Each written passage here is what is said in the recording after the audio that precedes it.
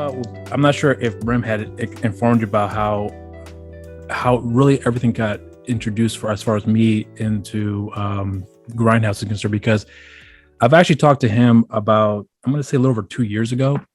So a friend of mine at the time, we're still friends. I didn't mean to say that at the time, but at the time, my friend was... It ended. Yeah, so that was a cutoff point. No. But he was trying to start off a podcast at the time where it was weird, because at the time it was a podcast that we did. It was literally all over the phone. It was like something talk sport radio, something like that. I can't recall what it was. But it was a weird setup where everything was done literally over the phone. And one day he had said, "Hey, I got this guy named Brim, who's a former wrestler. He has his own comic book and he owns his own podcast." And I booked a gig with him for us to speak with him. Yeah, sure, no problem. So that was the introduction that I had of Brim, and then that was the introduction that I also had of Grindhouse Radio. Okay. So since that introduction, I've been listening to you guys since then. But here's the thing, I'm not sure if you read the post when I was more or less kind of brought into the fold here. Yeah. But I had mentioned that after talking to Brim and even listening to the podcast prior to my conversation with him at that time, it was like over 2 years ago, I think it was, if I recall correctly. Yeah. So when I had spoken with him, having kept up with the show, I meant what I said, that I would love to be a part of that team, because I thought you guys had a great chemistry with each other. And my form of like talking isn't necessarily how you guys would do it, but I appreciated it because it was something that, I'll be frank, I was a little hesitant. Can I actually get into it here? Because there was a part of me that preferred more like the long form talks without the breaks, So yeah. But listening to how you guys work so well together, that's actually what kind of kept me really invested with you guys throughout the years. That being said, though, I still had the inkling that I would love to be a part of that team if it were to come to fruition. Then by freak chance, I'm sure you already know that Brim had reached out and called me and sent me a text. And then everything unfolded the way they did once the spot became available for me to be able to more or less chime in with the pop news and whatnot, which is the segment that I got there. So I know everything. Yeah. So I guess I'm just letting everyone know here for who's listening and watching. But yeah, so having had the opportunity to be doing this here, it's a unique position for me, because this is one of those very rare occasions for me where I actually envisioned something and it actually came to life, if that makes any sense. Oh yeah. So, I'm not sure how you have felt, how things have changed in terms of like because I listened to you guys' show, and it's a clear progression how you guys have, where you guys had started from how far back I have started listening to where you guys are with it now. Mm-hmm. But I'm actually curious about how you have felt, of how you think you have progressed along the way when it came to when you guys had first started, because I know you guys were pretty much at the very beginning stage when podcast more or less was like kind of like in the on the rise, if you will, and you guys happened to capture it at that right time. But I'm wondering now, since things have changed along the way, because now you guys host conferences where you show people what's the best way to go about in investing to do podcasts and whatnot. But I'm actually really curious about how much you think for yourself. You think the industry has changed in that respect, because you guys have pretty successful rate when it comes to listeners and even the awards that you've won. But has anything particular has changed for you personally in that regard that maybe you probably wouldn't have noticed before, that you picked up on it now that it's gone for the better for yourself and as far as the team is concerned? Yeah, I mean, well, one, we're very, very excited to have you on the team with us. Like you said, Brim was like, "Oh, I have this person. I know we're switching out some people and whatnot." And we were all in talks of doing it because, all three of us are business partners in the show. We own the show. Right. And, and then yours came across and we're like, "Oh, we like his energy. We like how he puts everything across." And, when we first started, we started in a room where there's no soundproofing. I mean, like, I'm in a room with no soundproofing right now because I just moved, right? So I don't have all the fun bells and whistles, but I have a great microphone and all that stuff. Yeah. But we had, one microphone and no soundproofing, just, it was echoey. It was everything. And then fast forward to, we just celebrated 7 years and, like you said, podcasting when we first started was a thing, but it wasn't a thing, and like how it is today, podcasting is in everyone's mouths now. Years ago, everyone was like, "What's that?" But okay, no one knew where to listen. There were only 4 places to upload and really listen. Now there's like, 50 plus places to upload and listen to. It's not just your regular iHeart. It could be Podbean. It could be anything. But it's really interesting to see how podcasting has changed throughout the years, because I definitely have seen a difference, not only in other shows, but especially, I mean, we're talking about, our show and such. Yeah. It's definitely changed. I mean, we've improved upon, audio equipment. We have a new space. We kind of have come into our own, essentially. I mean, when we first started out, we knew microphones. I started a radio station back in college and was interested. Right. I was, executive vice president for the club at that time. And so I built it up, and I'm glad to hear that the radio station's still thriving.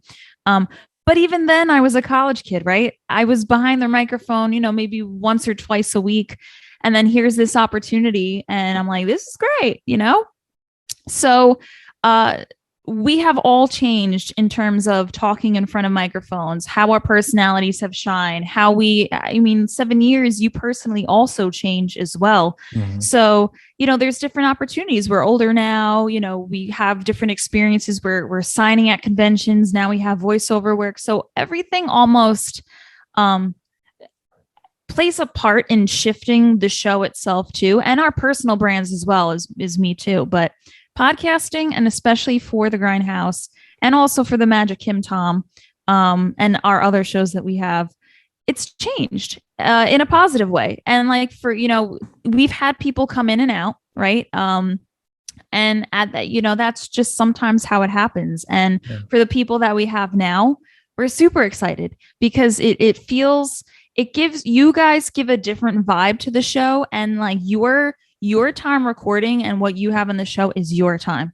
It's not my time. It's not Brim's time. It's not Tom's. It's no one's else. It's your time showcasing your spotlight, essentially.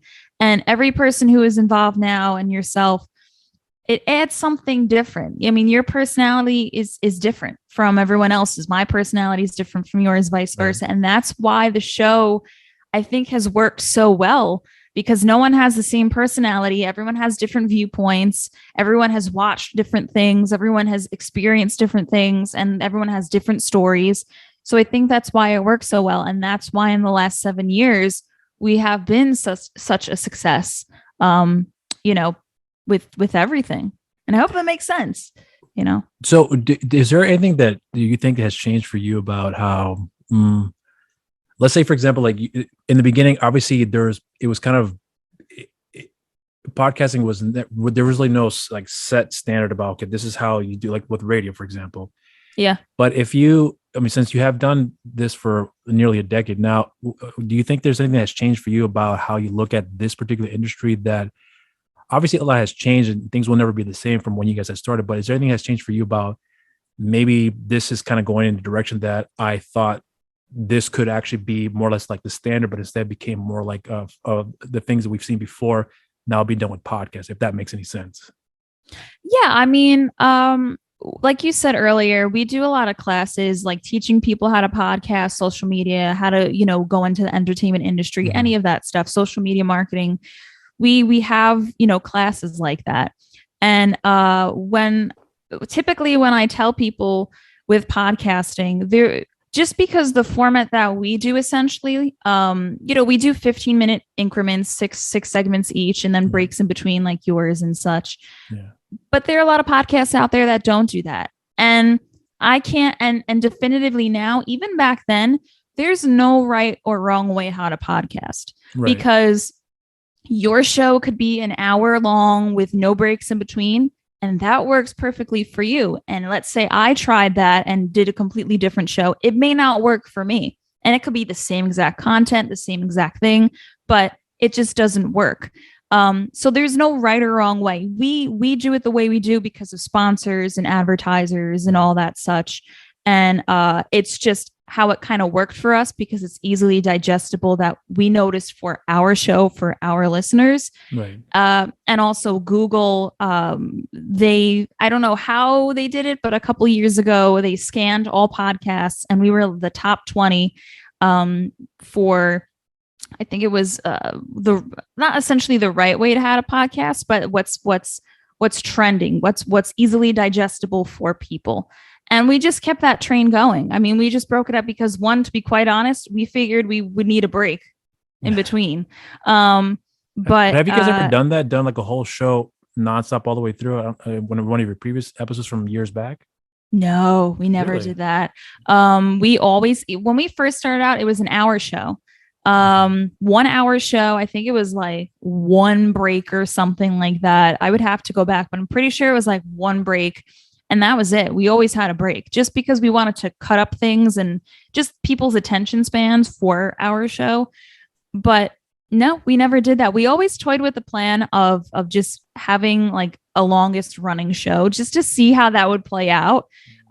Because we're always constantly talking. Like we would probably bring on like the whole crew to like come in and speak and whatnot. So it would probably be something fun, but we have toyed with that, but no, we just left it split up, you know? Do you think, I mean, do you feel like when, as the years have gone by, is there anything that you are looking to anticipate, as apart from what you just mentioned to me now, but anything you would probably anticipate what you might want to change, or at least the crew may want to change about how you guys go about the show that may have worked for you before, may not be as, I'm gonna say it's not working for you anymore, but maybe not as, you might not be as invested with the idea anymore that you have been so successful with here, but you want to take it to an, I wouldn't say take it to another level, but more like just try something completely different, but within the confines of what you guys have already established for yourself. Is there anything of that sort that would change, that you would probably consider changing, that would probably make the show a little bit better for yourself?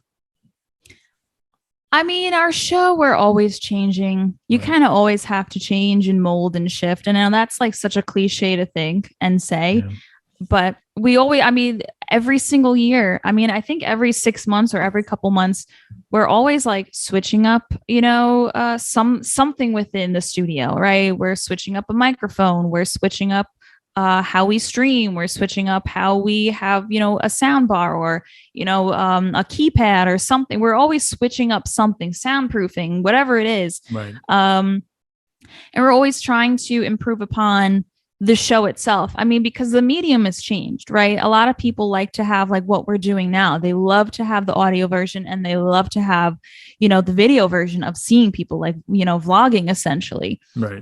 That wasn't really a thing years ago for podcasting, but it was essentially a thing because people used it for YouTube. So I mean, right now we're kind of in the process of doing YouTube stuff, and you know, we want to get more into that just because that's kind of fallen to the wayside. We've kind of been more on the audio train, and just everyone's schedules is all over the place. So we're kind of sitting down and getting what we can done with that. But that's something that we're changing upon. So we're always changing. And for the future, I mean, hey, I don't know what will come to be and what we're going to improve upon, but I know that we're always going to want to stay up to date on things. We're always going to want to go to events.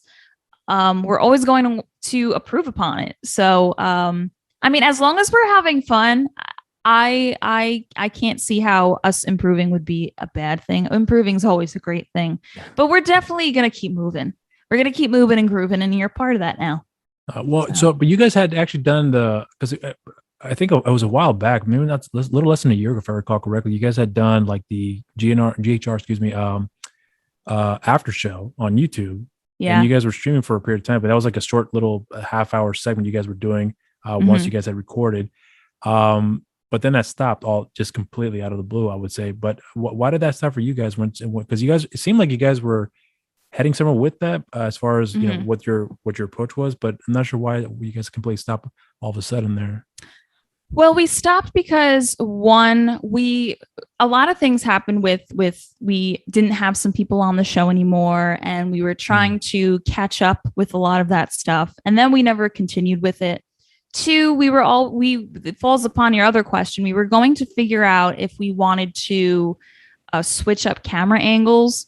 And three, it was just not that it was a lot to do, but it added on more time because we would record that before we would record the show, and the show's 2 hours, you know, but it's not essentially really 2 hours, because in between we're taking a break, we're stopping, we're eating. So 2 hours turns into 5 hours very quickly at 7 p.m. at night.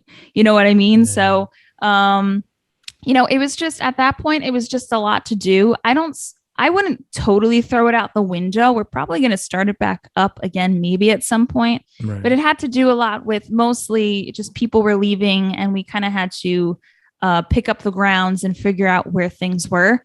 It was just, a timing thing. But I mean, hey, we're going to start up a YouTube channel again. So, everyone be on the lookout for that. But yeah, I mean, that's essentially why that happened. Did you like what you guys were doing at the time when you guys were starting it off? Yeah, no, it was fun. I mean, hey, we had fun. I think the best part about that is that because that was our pretty much only live aspect of the show. I mean, we streamed to Facebook, we streamed to Twitch, and I think one more I completely forget, but we had people. We loved that interaction with people. Of course, we always want more. We want, new faces and fresh faces. We always saw the same ones, which we loved, which was great. But it was fun to see how time went on. You saw new faces, and it just worked out well. But we had fun. It was great. I mean, we would bring up topics. People would see our personalities more. I mean, there were times where if you were never at an event, or if you never saw pictures of us or Instagram, or, because some people aren't on Instagram that are on Facebook, vice versa, and Twitter and all that. Yeah. So some people just knew us as voices. So now they're putting the face to the name. Yeah. And it's really funny to see how some people are like, oh, I never thought you would look like that. Because we have some international people too. Right. We have, we're an international show. Right. So it was really funny in that regard. So I do miss it, but sometimes you just shift and change, and you try out something. If it works, great. If it doesn't, that's okay too. At least you tried it. But if you like it, then that's why you kind of mold and shift into something else. What's actually the one process that you still don't like to this day when it comes to the whole podcasting side of it here that you wish that you could avoid doing altogether? Oh, that's a good question. I feel like I really don't know if I would change anything that's really essentially annoying. I will say that, going into this, because whether it's a business or a hobby or anything like that, right. This is kind of, in a sense, what we teach in the classes and everything. Whether it's a hobby or a podcast or whatever, it's work. So you have to put in the work. Sometimes, not saying that's annoying, but sometimes, you're like, oh my God, I have to post this and post that and write this and share this and, go on social media and have a presence on social media. So if it was anything, it would probably be that. But at the same time, I like going and interacting with people. But there's so many moving parts with the show that sometimes I wish it wasn't so many moving parts, because we want to do so many different things. Right. But for the most part, I mean, hey, it's still a fun show. I mean, we got to do, we're a business, right? We're a business and a podcast, and then we have our own entities. So, this is kind of the medium that we chose, and you have to be on top of it. So whether you like it or not, you have to be on top of it. So I have to. What's the most difficult for you about, because now the things have progressed for you guys along the way? Obviously, I would imagine certain things have gotten more and more difficult, not because it's, not because it's hard to do, but just more difficult with, you kind of implied what it was you're going through, but anything else outside of what you just discussed here about that is still a difficult thing to deal with here in terms of the business side of it here, or even the hosting side of it as well too, because I think some people, you brought up before on more than one occasion that hosting may be very easy, but there's a certain, I don't know if it's the best way to say, art behind it that you have to go about and doing it here. And some people find what works for them, but for you, what's the most difficult side of in the podcasting form that you realize that it's still something you are struggling with, it that you are still working up to get better at? One, I should probably post more on social media. I will say that I probably should do that. It's not that I don't. I take pictures and whatnot, and it's totally fine. But in terms of podcasting, like we said before, you're always improving. You're always changing something. because we're in a billion different directions, and everyone has different interests and such, it's trying to figure out where the show is going to go. And the show, I mean, for the most part, hey, we have fun every week. We know what we're going to do, but it's trying to say, hey, all right, let's not make this monotonous, because when we start off the show, the intro, everything's timed and whatnot. So I wonder what it would be like if we didn't have everything so systemically like in place, structured. Yeah. I feel like it would be, not more fun. I mean, we have fun on the show anyway. Right. But I think that if we let it free flow a little bit, maybe it would be different. But the real thing is that, it's now we're competing against other podcasts. So that's the big thing that a lot of people are hopping on the bandwagon. And, there are a lot of people who join podcasting, right? And they have a hobby show, or they're straight up a business, or there's some people who start a show and then they stop after like the 5th episode. So the numbers are never exact as they are. But the thing is, when we first started out, we were like the top of the top because it was us. We were celebrity based.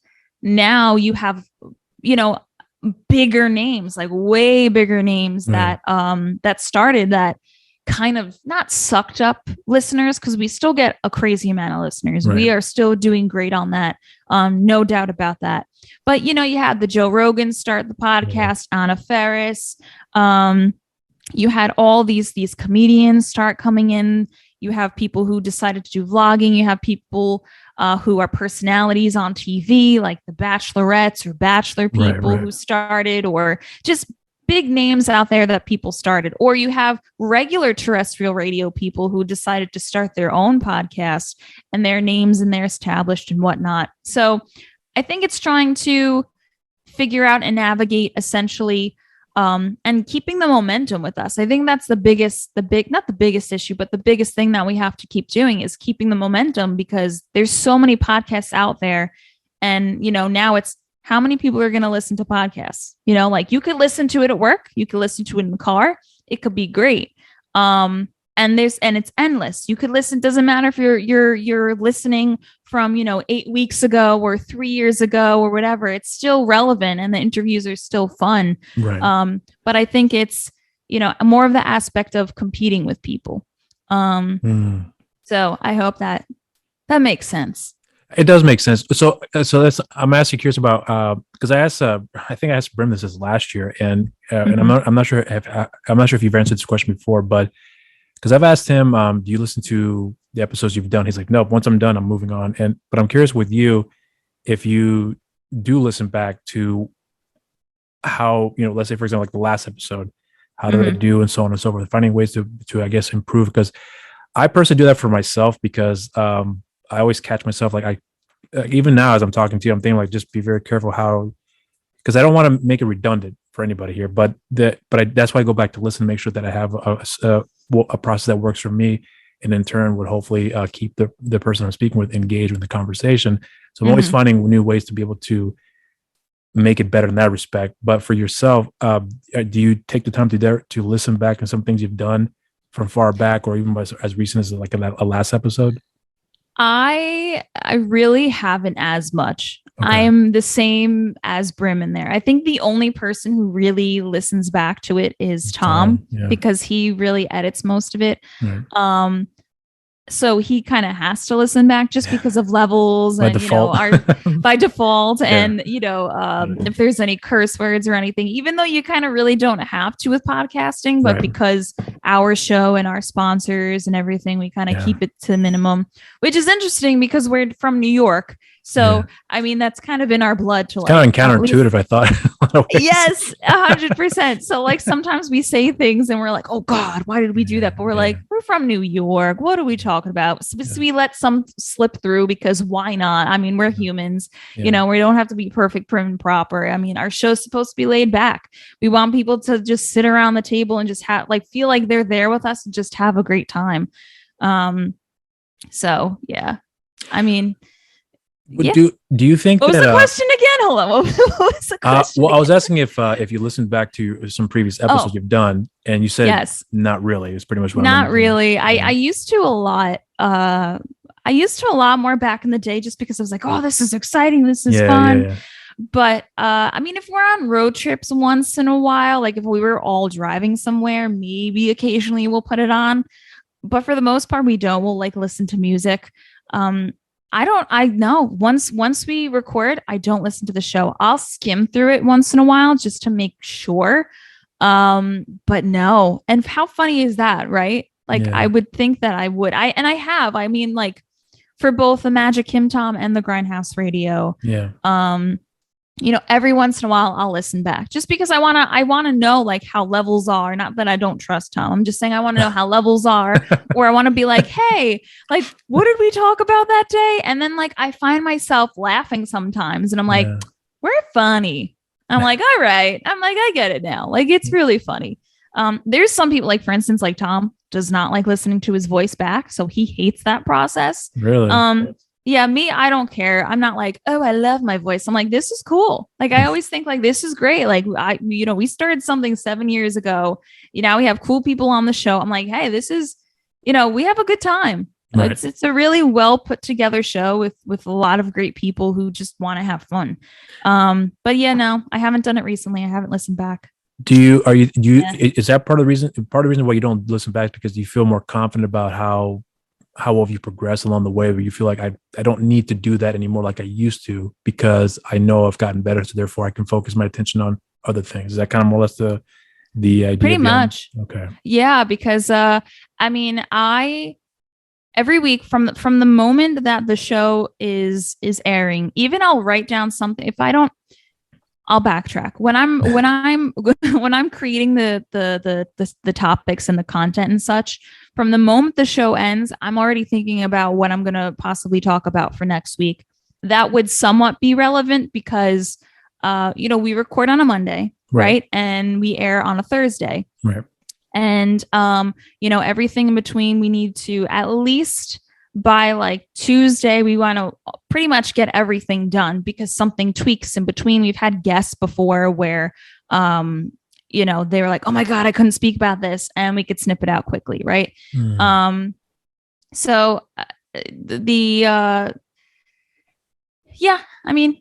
It's changed.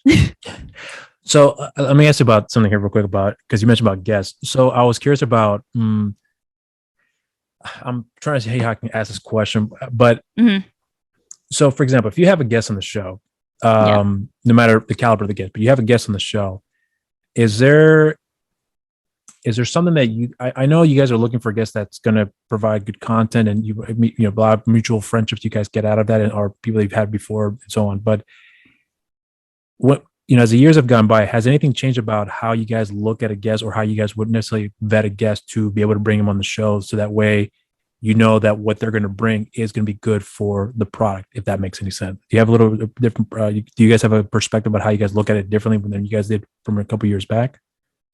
Yeah, I mean, when we started, I mean, Brim was the person who knew a lot of celebs at the time, right? So he brought on friends that he knew, and either friends that we all have met because we signed at conventions or whatnot. And through that, I mean, it kind of started out that way. And then as time went on, and we had more of a following on Instagram and all the social medias, it was a little bit easier to actually personally reach out to some people and say, hey, this is who we are. Give them a quick, one-sheeter of who we were. And, some would respond, and most actually would respond, or they'd send to their agents, or we would message their agents, and, then it would come to fruition. Now more so, I mean, because we've established our names and such, sometimes we have people asking us, hey, we saw blah, blah, blah person on the show. We have this coming up. Can we talk about it with you? And we'll say, okay, like this, these are the dates and such. You want to lock it in now? Great. Then we'll have you booked, kind of situation. Sometimes, we'll go on IMDb and search agents of people, or we still do it today. I mean, because of the traction and following that we have, We'll message some people and say, hey, this is who we are. If you're interested, great. Even back then, it wasn't like, hey, we would love for you to come on the show, like, please, please, please. It was always Right, like, hey, if you have time, that would be awesome. It would be great. It's the same thing now. I mean, we're always chill and, we're not begging people to come on, because we'll have people on. And if for some reason that 1 week someone doesn't come on or they cancel, then it's us. I mean, the show isn't solely on the guest person that is supposed to be there. I mean, we use that as a, hey, maybe people could start. And also these guests have things coming up and we have an outlet for them. It'll work both ways. And it still works both ways now. I mean, we have great guests that come on that helps us, and it also helps them get their word out. I mean, that's the whole premise of it. Our motto is always friends first. We're not the kind of people, which on the show, where if we get like a tidbit there and we're like, ooh, this coming in, someone said something they weren't supposed to, and we're like, great, we're going to post it. They message us and they're like, hey, can you get rid of that? We normally do. We always do. So a couple weeks ago, we had someone, who was a voice actor and such, and he didn't realize he couldn't say something for the network and didn't get it approved. So we literally had to like chop everything up. And, we're like, yeah, no problem. That's fine. I mean, because his time was just as valuable as ours. Right. So whenever we're reaching out to people, it's either us or, some people helping us out to get the people as well, or they're friends of the people. We could come up in conversation and then say, hey, we were just, thinking about having blah, blah, blah on the show. We know you were friends with them. You were in this show. And sometimes after the show, they're like, yeah, we'll connect you. And that's how that happens too. So there's multiple ways of how we get guests on, but we do have to kind of vet now, because we kind of, not saying we wouldn't bring everyone on, but we need to have someone of some kind of, I guess, status in some kind of way, just because of the amount of people that we had. Not saying we wouldn't want to represent everyone, and have people come, because this is the perfect medium for people to start and coming up. Like if they're a new singer, I mean, it'd be great to be on a podcast, right? But if they don't have any traction yet, we probably wouldn't bring them on yet. But that doesn't mean we wouldn't highlight them in some kind of capacity. Right. So yeah, there's somewhat of a vetting process. So have you ever had anybody that you maybe have reached out to you? I'm not asking to give you names, but if anyone was reached out to you guys and say, I want to be on the show, and you say, not today. Not saying you're not today because, you didn't like them, or because of purposes that maybe we'll first get that traction built up, and then, we'll look into you and possibly get you booked in the future. If you have dealt with that, what has been the response for a lot of the guests that you would turn down because of those reasons there? And if the response is either positive, negative, a mixed bag, what's that experience like for you guys and having to deal with that? And when it comes to the rejection you have to present to them? Yeah, I mean, anyone reaching out, I applaud them for reaching out, because that is a big step. I mean, it's nerve-wracking to, when you're reaching out to someone and you want to go on a show, like you're hoping you have a 50-50 shot, right? So that's half the bet. If you never ask someone, like you're not going on the show, but if you ask, you have a 50-50 chance. Like any person that comes in, whether it's me or Brim or Tom or some of the people that we have vetting, any of these people, we'll look into them. I'm not going to say, oh, they have nothing, because there are some people who have the worst followings, but have like millions of streams, and they're like the biggest indie artists that I had no idea about. So we'll go in and we'll say, just because your social media may not be up to par or anything like that, doesn't mean we're going to be like, no. We actually look into the people and see, who they are. And the times that, we look into it and, maybe they have something coming up, or for the most part, we're really booked. We have people booked until, let's say, like December. We have to say, hey, we can at this time, but, maybe we'll follow up and, we'll look into this more, but, kind of stay in touch kind of thing. For the most part, the people who we were like, no, we can't at this time, we're really sorry. If we do for one, we would have to do for all, essentially. Right. And we don't have the time or the days or the hours to do that, because we're a podcast once a week, right? We don't have that time to book everyone, unfortunately. Right. But if it's way in advance, then maybe. But for the people who understood, they were for the they were fine. I mean, like, we're not saying, oh no, you can't do it. We're saying, hey, I mean, and genuinely, like, hey, we can't at this time. If we have to book for everyone, then we can't. And plus we're booked, which is never a lie because we're booked all the time. Right. So it's kind of figuring out people, because the people who may have a guest that we've been waiting on, may be booked out and until February, and we have that spot open, and then everything starts getting filled up. So I mean, the rejection, some people have been fine. I mean, we were never mean in telling them and rejecting them. So we never got a nasty response. I wouldn't say never. We probably got one or two, but I can't think of that off the top of my head. Right. But, and it's understandable. I mean, hey, some people like that, like I said, it's very, they're probably thinking, oh, well, they're big shots and they, don't have to do what they, book everyone. Yeah. It's never the case. It's just because we're booked, or there's certain credentials, or that doesn't mean that we never shout out someone because maybe I listened to your song, or maybe I watched your movie, or maybe I watched a clip of you, or whatever it was, and I was like, hey, just want to give a quick shout out to blah blah blah. I saw them and boom. I'm never gonna say never. Have you ever had a guest on the show that you were not a fan of? And I'm not saying that you didn't like them, it's not what I referred to, but you weren't a fan of it because didn't like the music, didn't like the movie, or didn't like what they did, but not saying them direct, but just what they are, what they actually do for a living. You ever had anyone, I guess, where you had to say, I'm going to have to bite the bullet and show interest? You ever done stuff like that? Yes. Okay. Both, I will say, for whatever they did, and also sometimes, I mean, listen, for the most part, whoever comes on the show, completely thankful for. Right. It's fun. It's someone who I never spoke to. Some people, we've spoken to before. Right. Whether it was we were introduced at a convention, which is another way that we kind of get some people to join us on the show and get booked.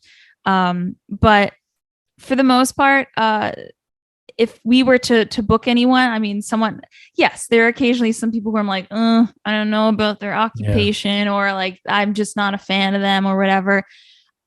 There may be something new that I learn about them that I didn't know, and I have a completely new respect for them. Right. So I'm never going to knock it, because whoever comes on the show is providing value for them and ourselves. And it's just fun. I mean, hey, it's an opportunity where, like, no, you never spoken to them before. I mean, there were some people who we had on the show where we were expecting like top-notch quality. And, you have 280 something edits for 15 minutes because they spoke like this, so I had to give that example. I'm sorry. But we've had some people where we're like, oh my God. Like, not that the interview was bad or the content, it was just the person. And but like I'm saying, I'm not knocking anyone. It's totally fine. But yes, there have occasionally been some people where I was like, listen, if I don't have much to contribute, I probably won't say much. But that doesn't mean I'm also not listening, because sometimes there's just great convo and I don't want to push into it. Right. Same vice versa. If Brim knows I'm talking to a guest a lot, he's like, oh, okay, backs away, or Tom, vice versa. But yes, there have been occasions on both.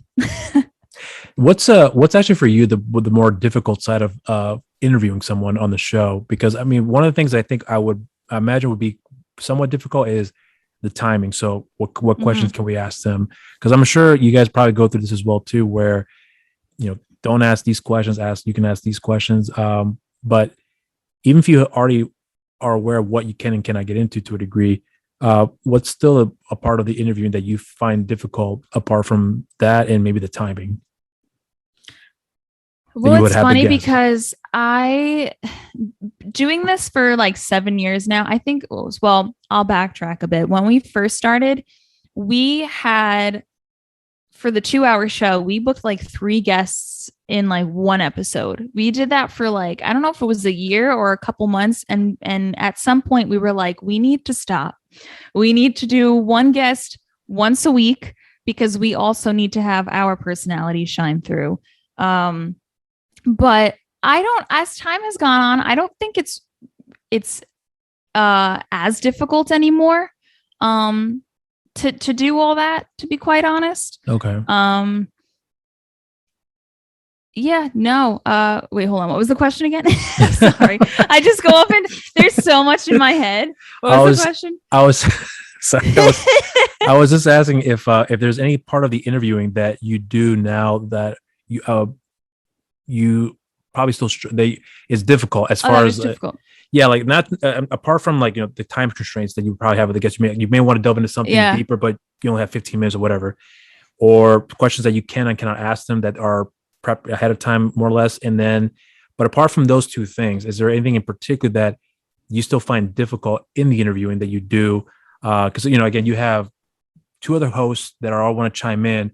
Who's going to ask what? Like I would imagine there's to some degree there's a little bit of a I wouldn't say power play, but okay, so if I ask these questions, then do you want to chime in and ask this question? Because obviously the conversation can go all different directions, and then you might never get to the point of the conversation you guys want to get into. So I would think that even to this day, there's still a little bit of something that, I could have done this a little bit better in that respect there. So I hope that question makes sense more now. Yeah, it does. And I'm like, what's the question? Because there's so much to cover on this. Right. And I'm glad, and plus we're catching up.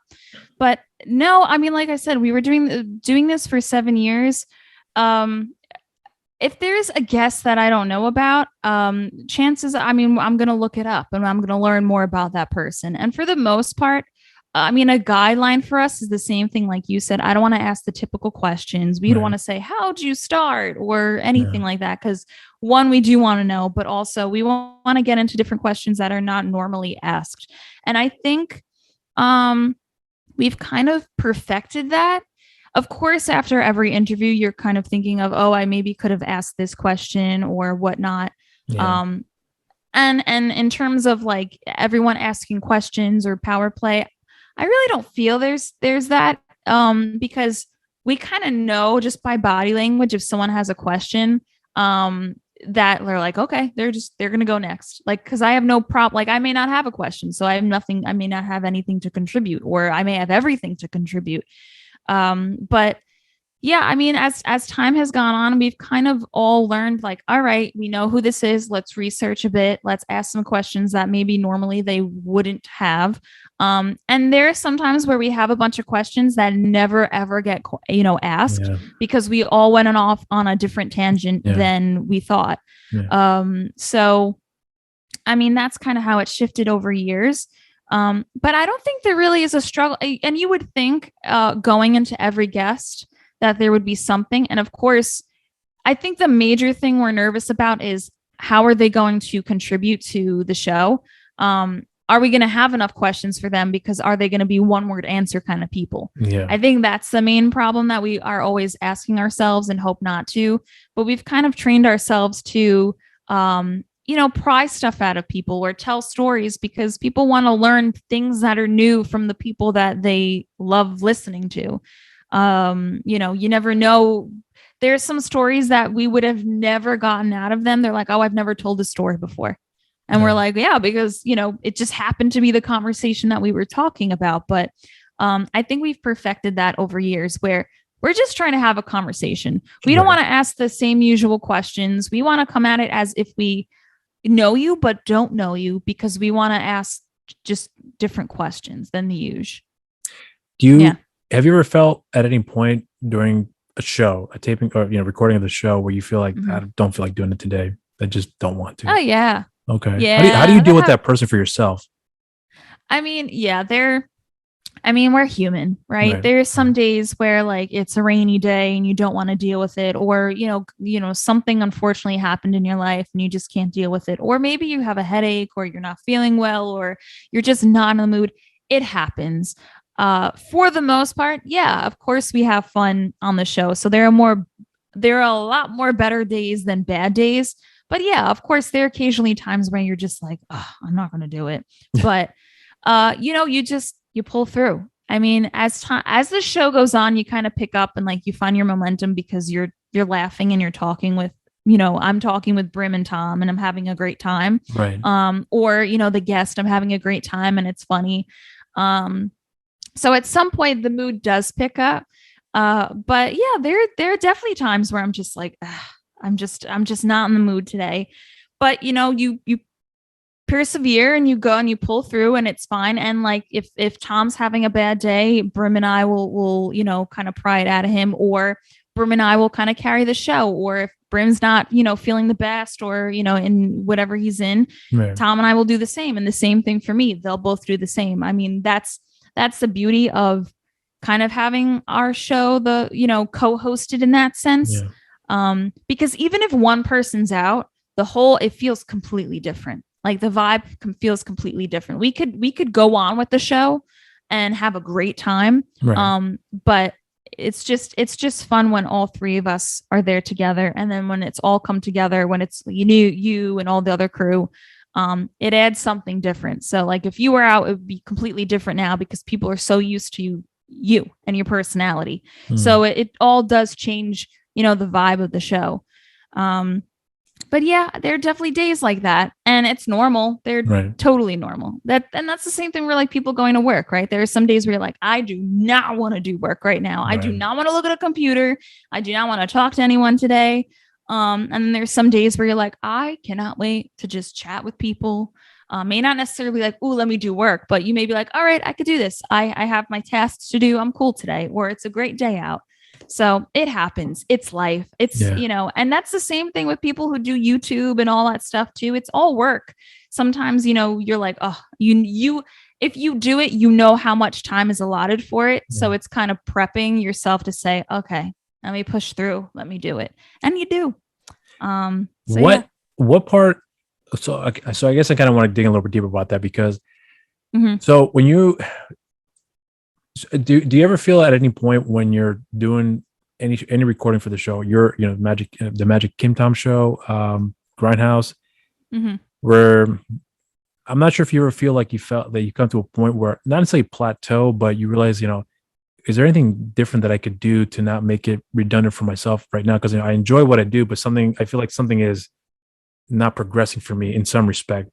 And if you ever hit that point, when did you learn it and how did you learn to overcome that to make it more, I guess, interesting or more, I wouldn't say enjoyable because I'm sure you still enjoy it, but just change the dynamic for yourself about how you would go about it, where before it worked, now it's not, you kind of hit that wall, if you will. Yeah, I think, me, Tom, and Brim have openly spoken about it, that we have had plateaus, we have had burnouts before. Right. It's not just we have the podcast, our lives, we're doing voiceover work, we're doing conventions, we're starting our own things where, we have family. So people are always in a billion directions, whether you have a podcast or not, or wherever you are, people are in a billion directions. But we have all experienced burnout.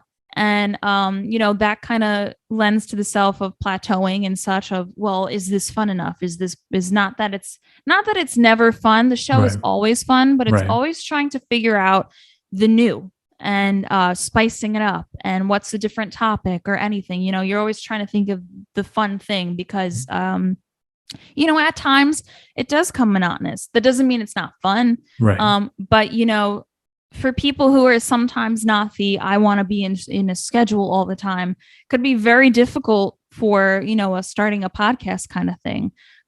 Because like what we always say is, hey, if you're going to start a podcast, at least put it out on the same day so people are used to it. But at the same time, people listen to it. They can listen to it whenever, infinitely. So like, we're always trying to, like we always said before, shift, and we've hit those plateaus, we've hit those burnouts before, and just trying to overcome it. For the most part, if like I'm feeling burnout or anything within the show, I'll take a weekend and I'll like make sure that I like walk by the beach or something, or I'll make sure that I'm going on a hike, or I'll make sure that I'm just want to chill. Maybe I mentally want to chill and kind of figure out and refocus where I could find the fun again. If we see no movement, like what's something we could do to improve the big word is improve today. At some point with anyone starting a podcast or a YouTube channel or anything, it's going to happen as a creative. You're always going to feel like, all right, I hit a plateau. Is this fun? And then burnout. Yeah. It's going to happen. Yeah. And that doesn't mean that, that's where you have to assess and say, all right, is this something that I really, really want to continue with and really push through? Because there's that barrier. Do you push through, or did you say, I started this was fun, this is not for me anymore, let me shift? And you kind of have to figure that out and assess. And we're pushing through, we're doing our things. We've all had burnout. We like I've said before many times, and it's always it's reshifting and figuring out if this is something that you really want to do. And and for the most part, like I said before, I always try to do something outside creatively for me to find the fun again. And that's pretty much what I do. Has anything changed for you about how, for example, because as a show, it started getting more and more successful, it has resolved, more opportunities that have been presented to you all, and more interest has been shown. Has anything changed about, because of the awareness you guys are getting from the show and the other things you do? Has anything changed about how you maybe looked at the industry that maybe that wasn't supposed to be before, that you've learned along the way? Because obviously Brim knows a lot of people that obviously introduced you all to, hey, I know this guy. Then you have some insight, but then experience it for yourself as the years have gone by, where you're exposed to it further and further, that you realize, yeah, this is not what I thought it was going to be, and this is not what I thought it was. And now that I've seen that, I don't know if I look at it the same way. I still love what I do, but I don't like this area anymore like I thought I did, before this was exposed to me. So I'm hoping that makes sense with what I was asking here. Yeah, no, I wouldn't say that. I think anyone who kind of wants to start in the entertainment industry, whether it's voiceover or, acting, or it could be Broadway, it could be musical, it could be anything entertainment related. There's always going to be something about the industry, because in the end, it's the industry. And there's going to be parts where you're going to like and where you're not going to like. Same thing with like regular work, right? There's some people that you like at work and some people that you don't. You may like your job or you may not. It's the same exact thing. It's just a different medium. It's just the entertainment industry. Right. But it's really interesting seeing how, starting the podcast and picking up momentum, the people, how they talk and interact to you. Because I've had some people who I've known for years talk and interact with me differently. I've had some people who I hardly really ever spoke to talk and interact with me differently. Right. And then when going on the like convention circuits and such, you're meeting more people, you're speaking to people who you normally people never get the opportunity to, whether it's going in a green room or going out to dinner, or, we were on the IMDb boat a couple of years back when we signed at San Diego Comic-Con. So there are a lot of experiences that we get that not a lot of people can understand and comprehend because they don't do it. So sometimes you get the jealousy of people, and you could try to explain to them as much, but they have never experienced it, so they'll never understand, kind of thing. And that's totally fine. It's not a knock on them. But being in the entertainment industry definitely has changed and shifted my outlook on certain things, where I'm more knowledgeable on how certain things work, whether it's from like an acting standpoint or a voiceover standpoint. It's also interesting to see who's real, who's not, what are the steps to get to where you want to take, just learning along the way. Because for the most part, like when people are first starting out in the entertainment industry, they're asking a lot of people questions and this and that. But, the whole point is doing it and learning. And unfortunately, you're going to step upon some people that, you may not like. But, if you learn things now and learn along the way and ask some questions to people as well, you may not have such a bad experience. I don't have a bad experience. I just have a different insight now that I'm in the industry more, and I'm still not fully in the industry, right? I still have a lot to learn. Like I'm there and I'm in it, and I know a lot of people, and I'm there, but I'm not like, a Brad Pitt or Sandra Bullock or any one of those. They probably have different insights than what I have insights, because they're in a different medium, but also they're interacting with a lot different people. So if you make it horrible, it'll be horrible. If you make it great, it'll be great. But, as time goes on, you'll assess. You'll assess and figure out who the real ones are and who's not. And sometimes you also have to understand that, if you're excited about something and someone's jealous about it, that's not your fault. Kind of situation, which I've learned too, where, if you're hanging out with people or, you're talking to other people, your experience, like learning, and this is my own experience, being in the entertainment industry more, like I said, I've met certain people and spoke to certain people, and there's the whole jealousy aspect. They can't relate. So I have had times where I would cut back a little bit on saying those things because I didn't want people to feel weird or like give a side eye or whatever. But then I realized, no, these are my experiences. Like, people could talk about going on vacation somewhere. What am I going to get jealous? No, I'm going to say, that's awesome. You went there. I'm going to probably go one day. So yes, to wrap that question up, entertainment industry, it's definitely, it's ever changing and shifting my thoughts on different processes. But in the end, I have a great time. I love doing voiceover work, acting, podcasting, all of the above. It's still a fun medium. I just know how to work it a little more.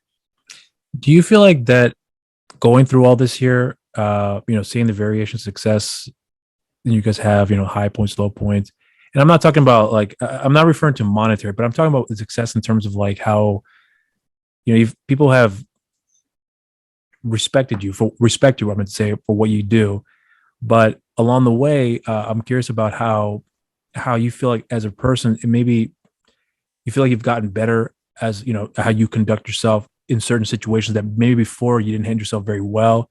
And throughout the years, you've learned, talking to a certain person here, you've learned from them about how to handle yourself under these circumstances. Or even with Brim, for example, I'm sure he has a lot of experience where various people he's talked to, and he says, hey, this guy is like this, or under these circumstances, this is how it's all laid out.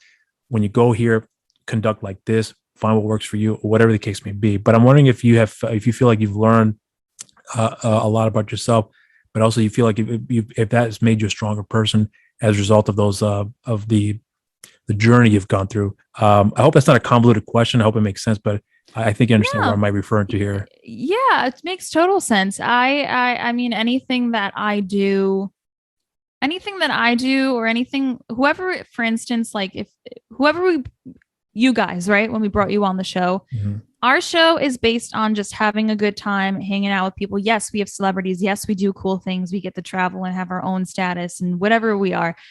But we want the most authentic people to be with us, right? I want to be the most authentic person that I could be because I can't be anyone else. And I know that's cliche to say, but we want the same thing to exude on the show. Whoever is on the show, like for you, instance, such, we loved your vibe. We loved what you brought to the table because you are you. And that's the same thing where if we ever went to a convention or if we were ever speaking on air, I'm not going to be different from now how I am. Of course, sometimes I'm heightened, in anything that I do, but that's still me.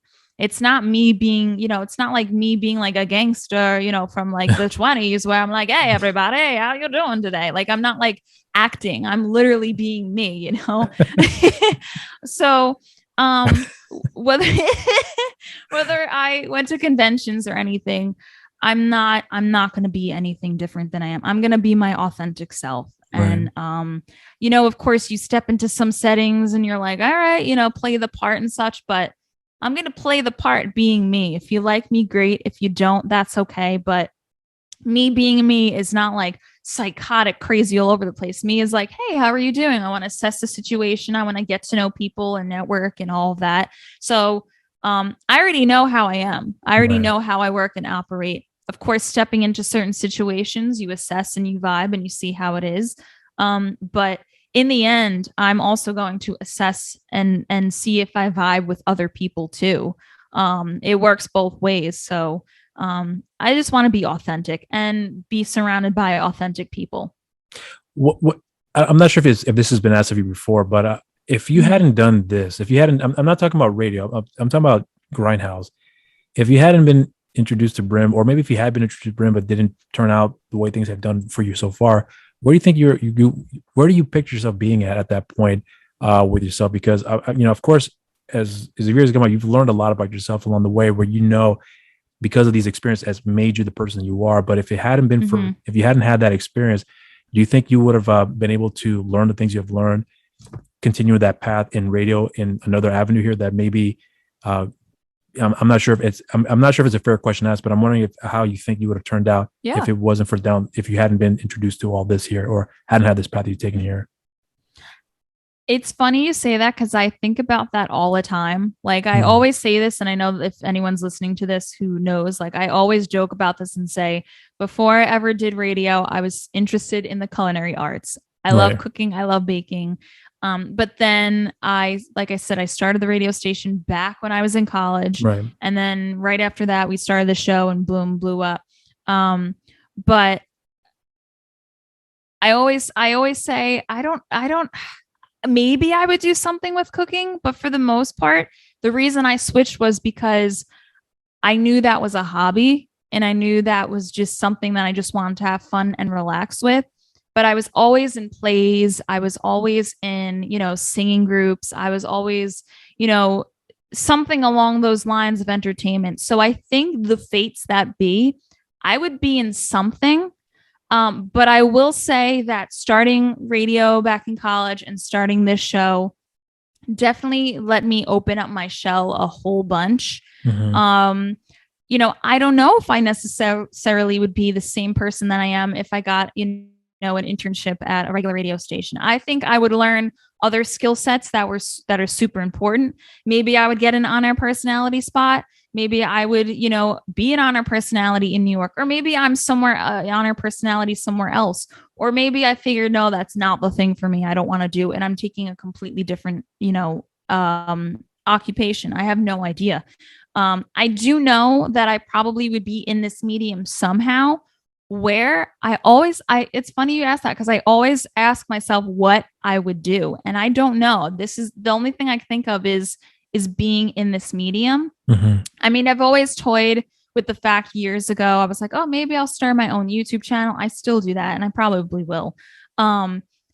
But I was like, oh, maybe I'll do that and see where that goes kind of situation. Maybe I would be more on the back end. Maybe I wouldn't necessarily be in the front like how I am now, podcasting and being an on-air personality, right? Maybe I would be more on the back end. Maybe I would be in casting for something, or maybe I would be more involved on like production sets, because I've done that a bit. I always wonder where I would be and where life would take me. But I think it would generally be in this realm somewhere. I just don't know how. Especially, I don't know what would happen if podcasting was never a thing. Like I really actually, I can't even think of that far of where I would be, because this has just been my life for like, I would say 8-9 years at this point, including like college. Actually, yeah. At this point, yeah, that's how long it's been. So like, I don't really know what else I would do. Of course, if for some reason, we shut this down tomorrow, if you ask like, what would I do? I probably still don't know, but I probably would still do something within the medium, or I would take and really hone in and really, really kick off voiceover work a lot more than I do now, or start my own show. But it's, that's the one question that I don't know. What about you? I want to ask you that. What I would do here? I don't know. That's a good question, because I'll be frank with you. If it wasn't for my friend Steve, I have no idea where my life would have been at this point. Because Steve is the guy that I co-hosted with that podcast all through the phones. I still find that funny. But if he hadn't asked me, hey, would you like to do a review on the channel that I work with here, Nerds Rule the World? I don't know if I would have actually gotten the audacity to make myself and do these videos. I've always wanted to, but I don't know. I guess I was at that time in my life, I was kind of not sheltered, but just very reserved in a lot of things. I was just not confident, if that makes any sense. So I think about that quite. As a matter of fact, I thought about that earlier today. If this hadn't happened, what would have been the turnout for me in this very moment right now. So I've thought about that before on more than one occasion. And if Steve had not said, "Hey, we're going to interview Brim today," who the hell is this guy? And then I didn't do my research. I don't know if I would have been a fan of the Grindhouse Radio to the point where now I'm working with you guys in this capacity here. So when I sent out that mess, the social media post, like I meant every word I said. It was just, I was blown away because when Brim had called and left me the voice, was say, "Call me right away." So I called him back and he gave me the whole broke the news to me to say, I was actually in shock. I was like, "Oh my God, I literally just thought about this a few months ago." Where so it was one of those things that I don't believe in, like fate and all that stuff. I don't believe in that stuff, but I do think about how it could have been if it wasn't for that introduction. So it's funny that you asked me that as well too. Yeah, no, it's interesting how like I know you said like with no fate with fate and everything, but right. it's just interesting how if you take that out of it, the domino effects of just talking to someone, right? Like how it happens. Like if you never spoke to Brim, would we be speaking right now? Right? Would you be, like you said, on the Grindhouse Radio with us? Right. If you never spoke to your friend Steve, would you be having a podcast? Which goes back to, would you have spoken to the people that you spoke to? Would we once again be speaking now? Would you, have the social media that you have? Would you be having the conversations that you have with people that you have because of what you do? Yeah. It's that I always am very interested in with, like, it's just meant to be how it's supposed to be with life. Yeah. And I mean, I think it's half free will and half, what's meant for you in the cards, and you could shape and shift, and it's constantly moving at any point. Yeah. I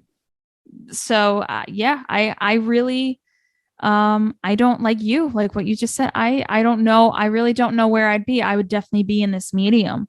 But the capacity is where, because looking back, like I said before, it's gotten like, and you too, it's gotten me out of my shell. Not like I was a recluse person, because I was always involved in like singing groups and theater and all that stuff. But it is really funny as 7 years older, thinking about, like, I'm like, why did I get upset about that? Or why did I think of that? Or why was I so recluse? Or why not recluse, but why was I just so shy about that? And, this has opened up a big medium for me to really speak and say things that are on my mind, which a lot of people love to do.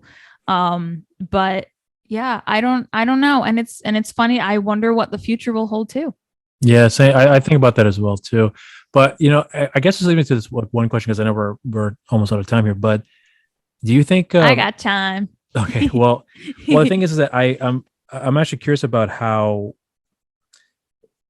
to me, you seem really happy with what you're doing. I mean, obviously, you've already said that before, but I mean, what I mean by that you're really happy, it seems like you're really happy with yourself, and meaning that having gone through what you have gone through, the highs and lows, the good times and the bad times, that I feel like there's a certain composure that you have for yourself, where you have a confidence in yourself that maybe you didn't have before, but through this experience, you've gained a lot more confidence in yourself, to the point where you're content with who you are, to the point where you're not afraid to showcase what you're capable of doing here. So asking questions that you probably would have never been asked before, or doing things that you probably would have never considered doing before, but because you've got the confidence in yourself, knowing that if I fail at it, it's fine. But if I succeed in it, then I know not to let it get to my head, because I still have a lot to learn.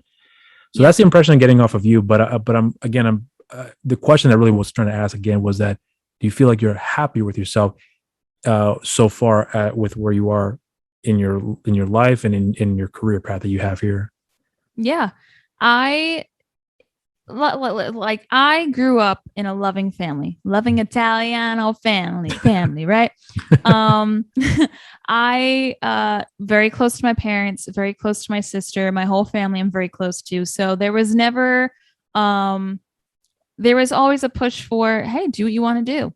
Always a push for, when I went to dance when I was younger, when I was in plays when I was younger, when I, anything that I did, there was always a positive aspect around my family.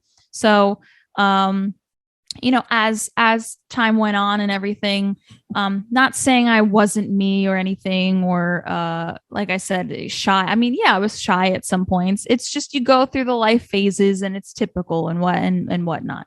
And as time goes on, you change and you shift and you get more experiences. Right. You come out of your shell more. You meet more people and friends and all that. So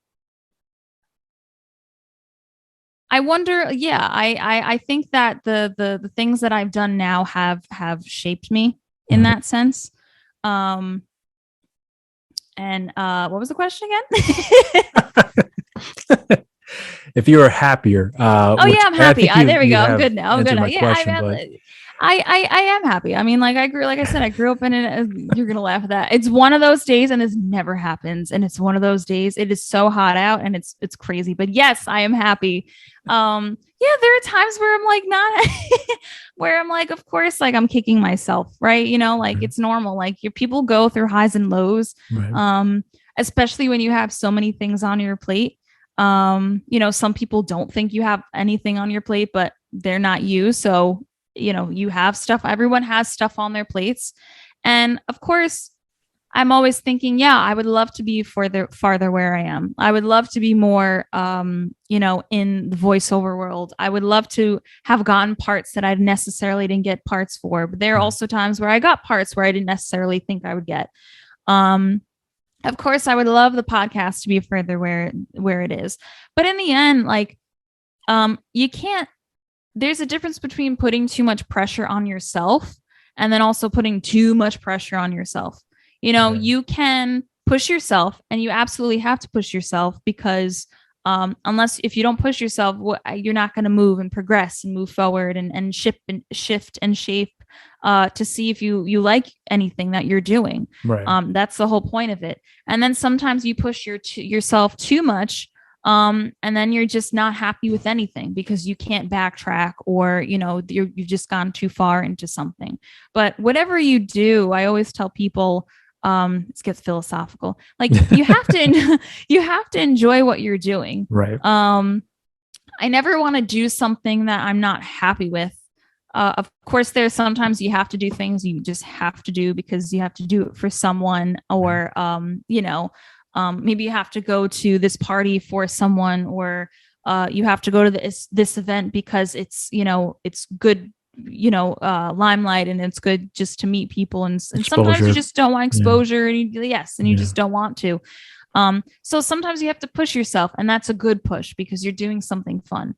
But sometimes if you push yourself too much, like on burnout, like we spoke before, then you're not happy. So my motto is, I'm not going to do something that I'm not happy with. And if I'm not happy with it, I'm going to address it, or I'm going to shift and shape. I'm going to see if I could improve upon it, or that's my time. I'm not going to do it anymore. Because then my energy could be involved in something else that I really want to do. And maybe I didn't have the time to pursue it because I was too busy with this thing or this thing, So, yeah, I'm definitely a happy person. Like I said, sometimes sometimes everyone has those days, but for the most part, yeah, I mean, it's a wonderful life. If you make it horrible, it's going to be horrible. You can mentally change. And if you don't like something, you can change it.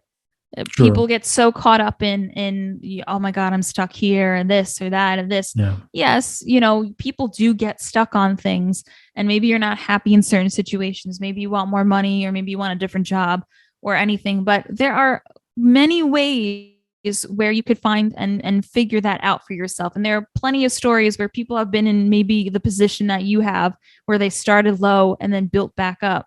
If one person could do it, millions of people could do it too. So my motto is just, you gotta make yourself happy.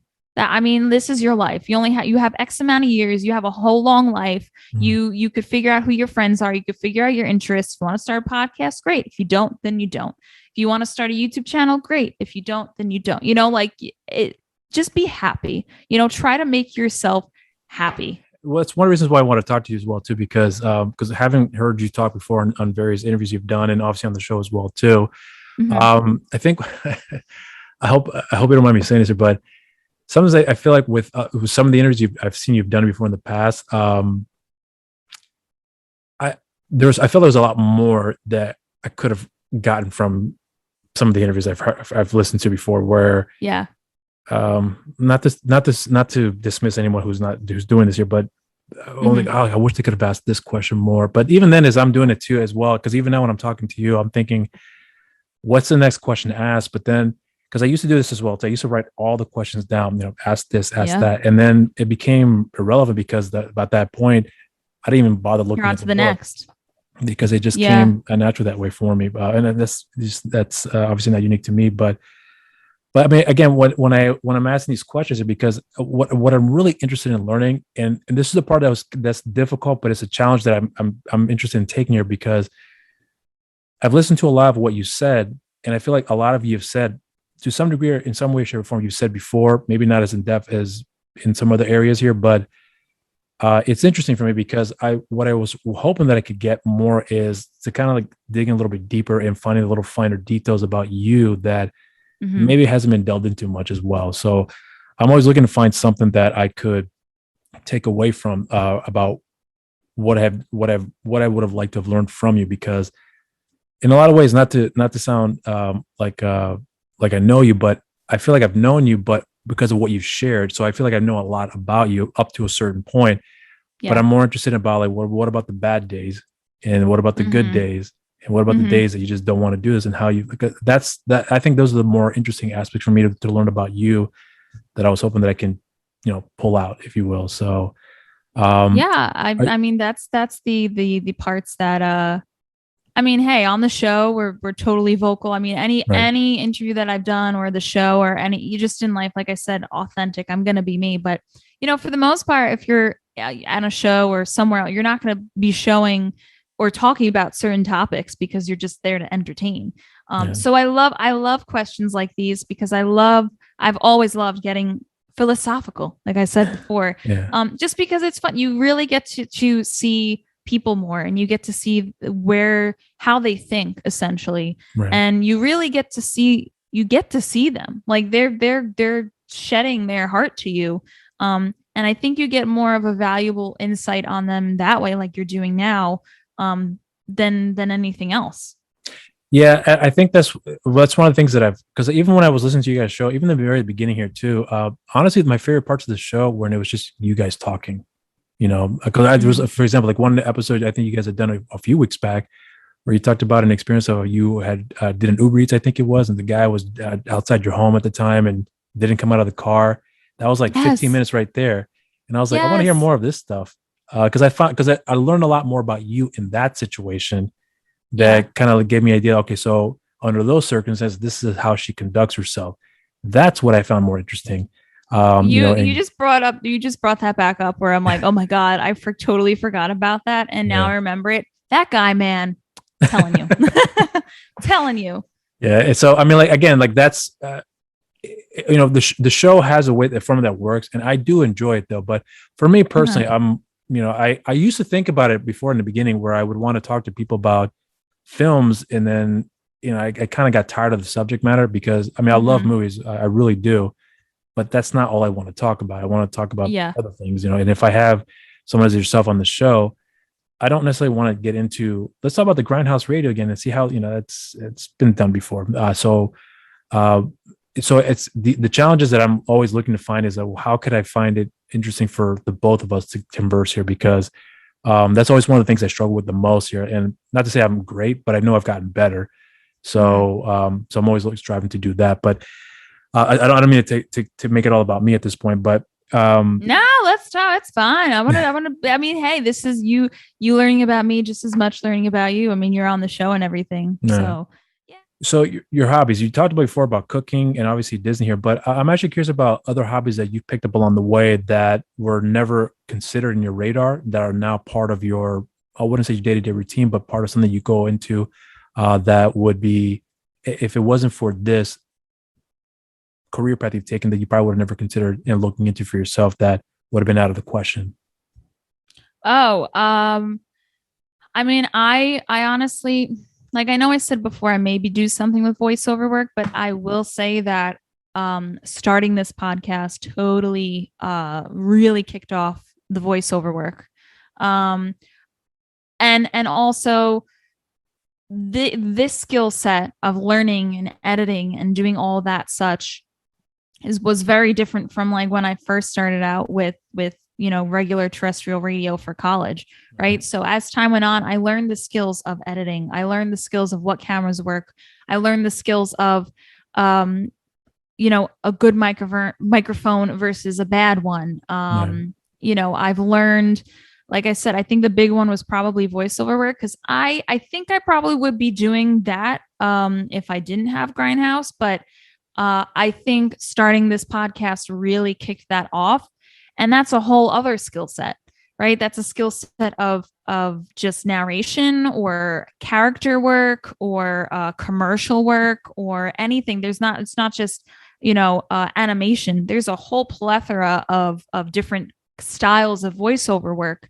So I definitely think that definitely has given me a different skill set that I also love because I've done acting. So it's definitely enhanced it, which I think is great. You ever go back and watch some of your old work, voiceover acting stuff that you would have access to? Do you ever visit those stuff? I do once in a while, and sometimes I cringe and sometimes I laugh. But I mean, for the ones where I'm like, I really enjoy, I enjoyed all of them, to be quite honest. But the ones where I was like, oh, I remember that day. I remember sitting in the studio. I remember taking the takes and how many takes that took, or how this take just took one took. So I'm going to say all that. It's just really funny. So, it's, and just trying to get to that mental space of how does this character sound and everything. Yeah, I do look back on that sometimes, and sometimes I cringe, but for the most part, some of them I'm like, why would you cringe though? What was it about you listening back to those old playbacks that makes you feel that way?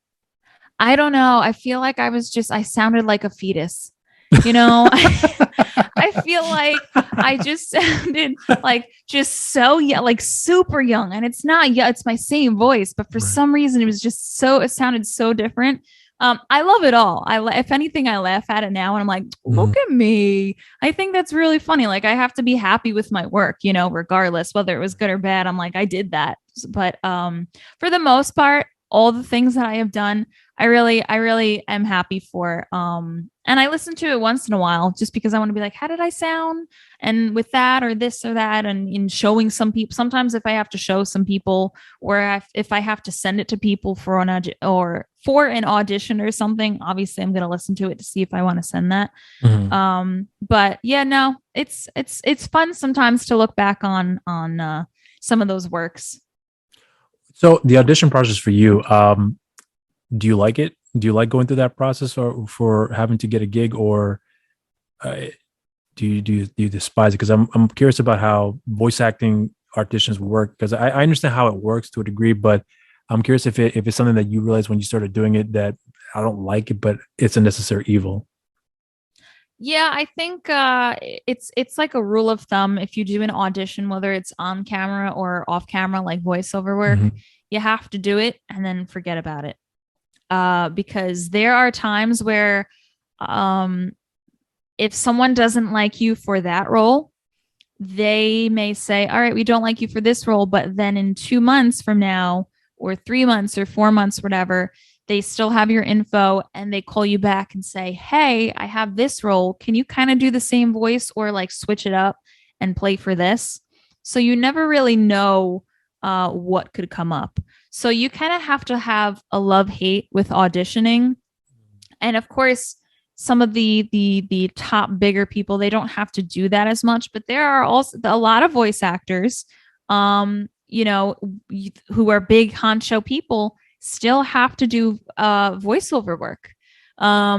Even for instance, what do you call Marty Grabstein, who does the voice of Courage the Cowardly Dog, right? Yeah, I know. So when they did the reboot, they actually had to have him re-audition, and I mean, it was his, but they had to make sure that his voice didn't change, because if his voice changed and he's the voice, they're probably going to have to go with someone else. Right. So any person, whether you're big or small, auditioning is very daunting, and everyone wants that part. Everyone wants it. Right. And it also, you have to mentally kind of just forget about it, and then hope that they come back to you and they like what you did. And if they don't like what you did, that's okay. That's not the only role that you're ever going to get, and that may not be your end all be all role that will get you to the next step. The next role that you book could be that one. So I always tell people, don't put too much pressure on yourself. Like I said, I have a love-hate with auditioning, but I love it because that gives me an opportunity to, pretty much be heard by people that maybe never heard me before. And it's fun to be a part of something because they want you to win. These casting directors want you to win, right? They want you to play the part because they get money and you get a cool role.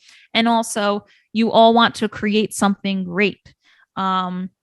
Which I love doing. I love collaborating with people and working in that sense of just creating something, making that character. That character is me. That is my voice. I feel like I'm just like one with, like, I feel like that's my thing. Like, this is how I'm contributing. What's the best thing I could do to, help out my other fellow cast members and the casting directors and producers and whatnot. I mean, they have a mission. I have a mission. Let's work together on this. So yeah, sometimes the audition process is, it's interesting, but it's definitely something that you kind of have to not necessarily enjoy, but definitely get used to if you're going to start doing voiceover work.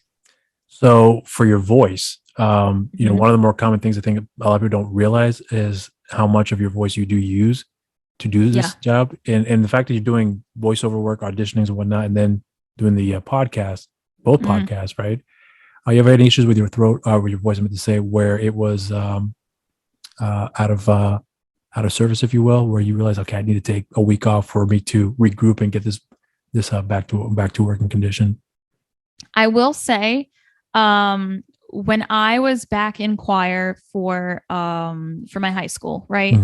We had the robes and everything. It wasn't a Catholic school. It was just one of those fancy things they did. We competed in Disney. We competed in Virginia Beach. And there are like two things that my choir teacher at the time taught us. And it was, if you're on time, you're already late. If you're before, being on time, you're there on time. So, and then the second part was that doesn't matter if you're speaking, doesn't matter if you're singing. This is probably one of the most, it's not the most, but it's one of the most important organs in your body, because this is what you use more than anything else. You're constantly using that. You have food going down your throat. You're coughing up stuff. You may get sick or anything. This is something that you really have to take care of, and you don't want vocal nodes. So when I was learning all of that back in choir and such, and also in doing a little bit of theater and everything, they were very prompt and very adamant on the fact that you need to drink a lot of water, try to stay away from like caffeine stuff or whatever it is, but like really just make sure that you're taking vocal exercises and doing them and drinking water and doing all of that. So I kind of kept that in the back of my mind throughout this whole process, even up until now. Do I do a lot of voice, stretches and voiceover stuff, vocal exercises? Not all the time, but sometimes I do it on my way in the car when I'm getting to the studio, or if I'm in the studio and I do it myself here. So I always try to do that, which doesn't seem like a normal thing to do for a lot of people, but surprisingly, it helps you out. So I've always been cognizant of that just because of high school, which is interesting. And I really only drink water too. Not like I only drink water, but for the most part, I just drink water. For that reason. And also, for that reason. And sometimes, I like have acid reflux sometimes. So the last thing I need is having like a bad raspy voice for like a super cute character. That will throw everything off. Now, I'm not going to say I'm going to stop my lifestyle because I love spicy food and all that. But there are certain things that I know if something's coming up, I'll switch some things around. But for the most part, like that's kind of what stuck with me when I was younger. Just take care of it. And I've never knocked on wood, which I hope I don't have it now because I'm on this interview with you. I hope I don't get laryngitis. That would be really bad. I've never gotten that, knock on wood. Of course, I've gotten raspy voice because I was either screaming at a concert or on a roller coaster or something. So of course I've had a raspy voice. But even then, I'm realizing that sometimes in certain events and occasions, I don't scream and get as loud or rowdy. I have fun and I do my thing, but this is my thing. This is my voice, you know? I don't want nodes. I don't want to go into surgery. You know what I mean? Like that's like Adele, right? She's like one of the most powerful singers out there, and she has vocal nodes, and she had surgery like 2 or 3 times. Yeah. So like, and Julie Andrews had surgery too, and she lost her singing voice, so that's never coming back for her. Yeah. And she was Sound of Music. I mean, she sang. That was like her career. And Mary Poppins. I mean, so I mean, anything that I could prevent it, I will. And it's not just to scare people off or be like, oh my God, I got to do this. Like, no, you're fine. Like if you drink water and you do your thing, you'll be okay. That's just how I operate. Voice acting then. What's the hardest? Okay, let me ask you this real quick. Rephrase, step back. I meant to say, what's the hardest aspect of voice acting that you have still yet to overcome? And I'm not talking about like ranges. I'm talking about like specific set of like for example, like accents. That's a lot of things. A lot of voice actors tend to do, but you know, some do better than others. Some are just not that good for those reasons because it's meant to be that way. But I'm curious if you have anything in particular that is the most difficult for you that you're still learning to have to overcome to get better with in terms of the voice acting. What's funny is that the accents or the character voices or anything of that comes naturally to me. I think sometimes what I really get stuck in is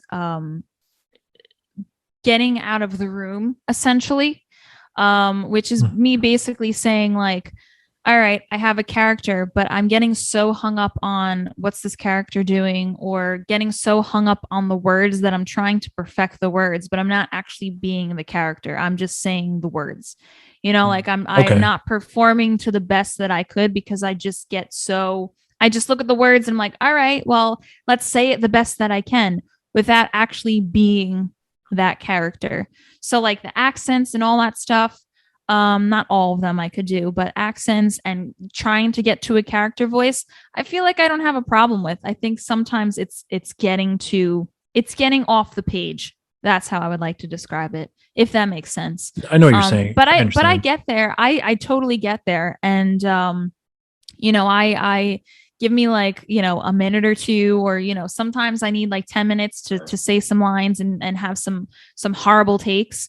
And then I get into the groove and then I'm good. But for the most part, as time has gone on, I've gotten much better with it because I'm starting to get more comfortable with that whole idea and everything. And I'm, you know, and then I book more. But yeah, I think it would be that. But I am thankful for, you know, taking some classes and learning from people that I'm learning and just doing it myself, that I've overcome a bunch of that. But, you know, you could do something a million times and, you know, like I could be totally okay talking in front of a microphone or totally okay talking in front of a camera and have no problem with it. But for some reason, I don't know what it is, our mental capacity, what we do, you just blank. And like, I've been doing it for years and sometimes you blank and you're like, why did I do this? It just happens. But you get back on the horse and you get into it. So that's what it is for me with voiceover work.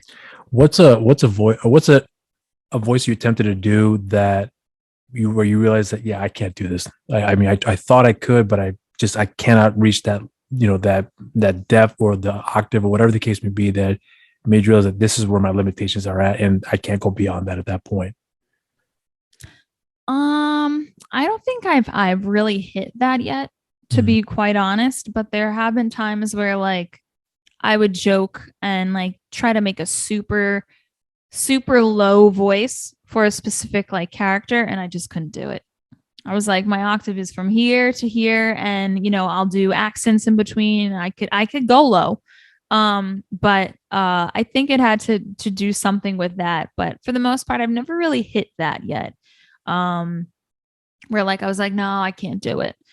Because usually if you're taking on a role, you're probably gonna go, you're gonna your agent, or if you're looking at it, you have sides and casting of what the age range would be and what the character looks like. Sometimes they don't have that, or the age range, and if they're goofy or if they're serious or whatever. So for the most part, I could channel that from acting, because voice acting is still acting. Right. It's not all about voice, which a lot of people just get hung up on. Voice is only a portion of it. Acting is like the huge portion of it, because people aren't seeing your facial expressions. They're seeing the character's facial expressions. So your voice has to mimic what's going on there. So you have to get to that place. So I've never really been in a position where I really couldn't get to a voice, because most stuff that come in, if it was like, oh, a 50-year-old man that was smoking a lot and whatnot, I may not have that voice range, Right. but I may be able to do a 50-year-old woman that could do that and have a raspy voice, so it just depends. Yeah. So, it's fun because something just came to thought here about how, so I'm not sure if there's at any point where, with the amount of stuff that you do for the show, the Magic KimTom show, and then the various voice acting you do as well, if there's anything that you would have liked to have done but could not do it just because you're so occupied with all these various things that you do that you really wish you could have done.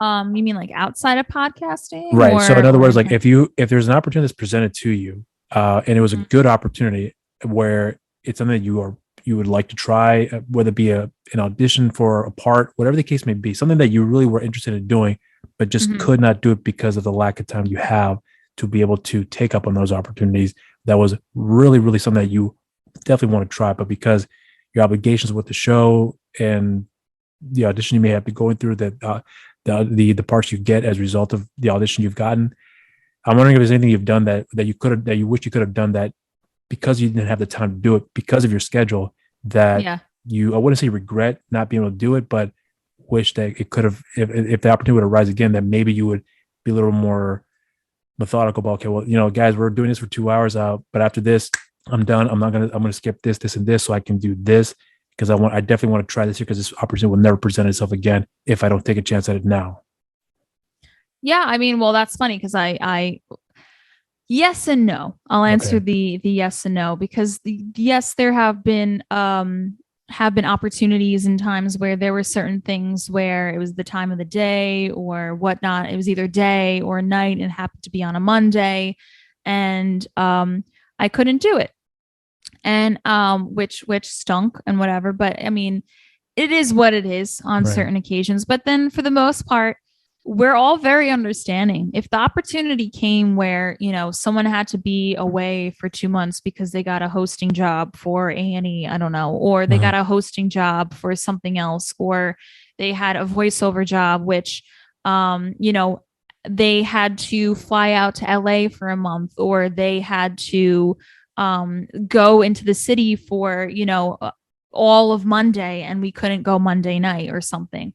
All of us are very understanding, where I would never tell any one of them, like, there's an opportunity, no, you can't take it because of the show, because there are multiple of us, and we can hold the show if we needed to. It's still going to be fun. You're going to be missed, but any opportunity that comes in, we wouldn't stop ourselves, and I wouldn't stop anyone from doing that, because you never know. And there have been times where I couldn't do some things because it was a Monday night, and it was because it was around that time frame, or I couldn't do it because I knew I would be late for the show. But then there were times where I would say, hey, I'm not coming in for the show today because I'm doing this.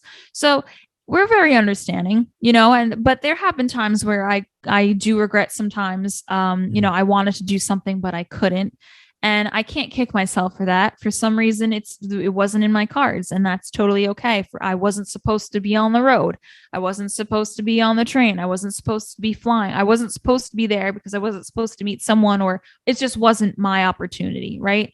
Even today, which, like you said, for the example, I had to record some stuff for our YouTube channel that we're doing. And I said, I could only do an hour of this. If I need to pick it up, I'll pick it back up, because I have a show with Rob.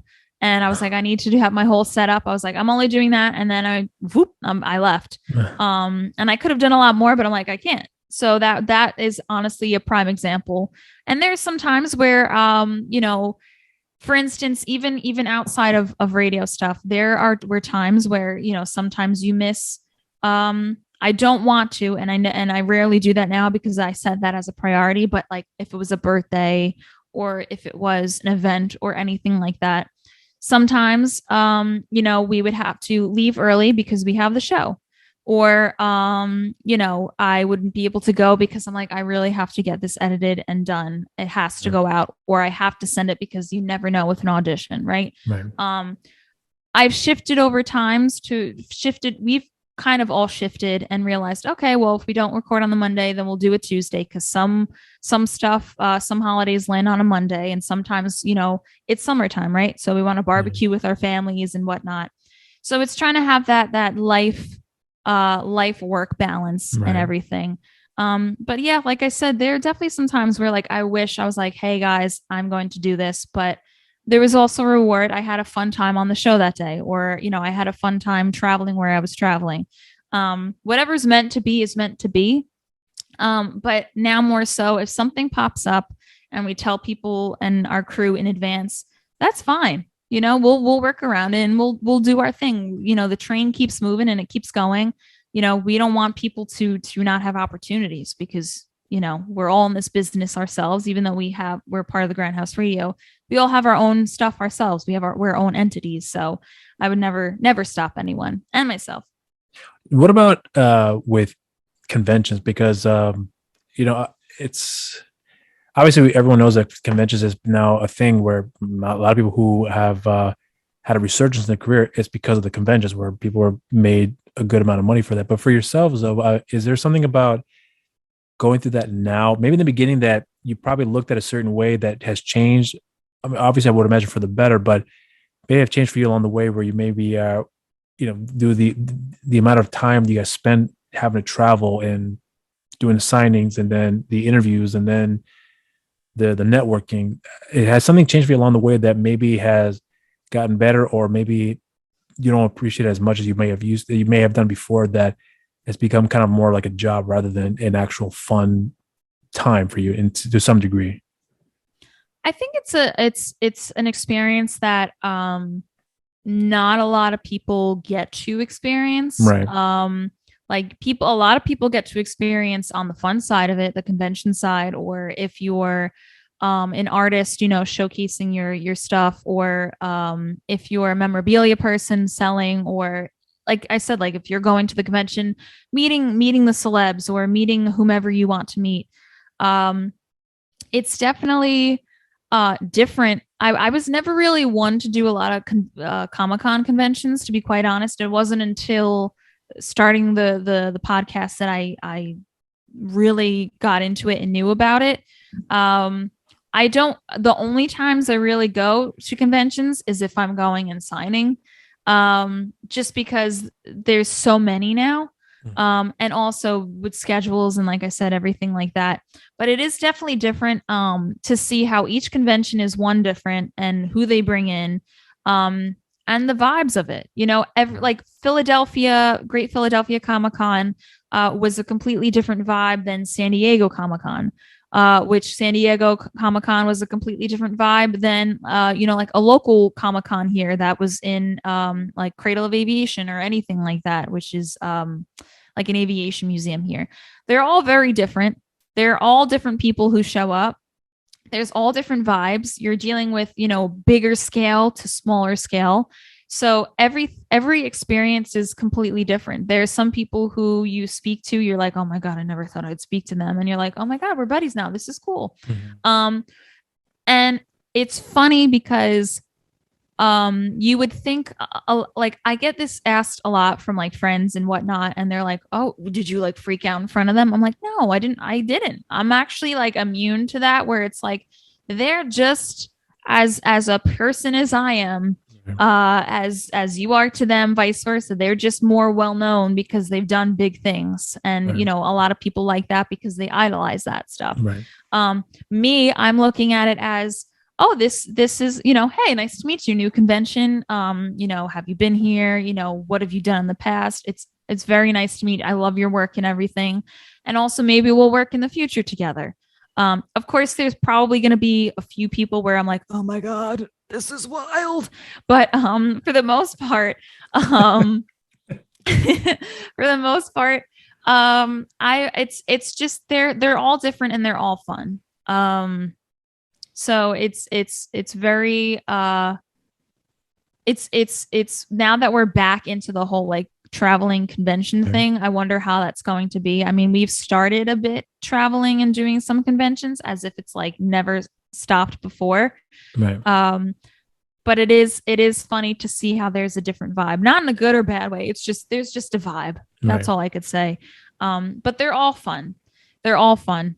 And I do smile because I've had those memories, because I get to share stories that that people normally don't get to have. Funny, good, bad, whatever it is, it's great.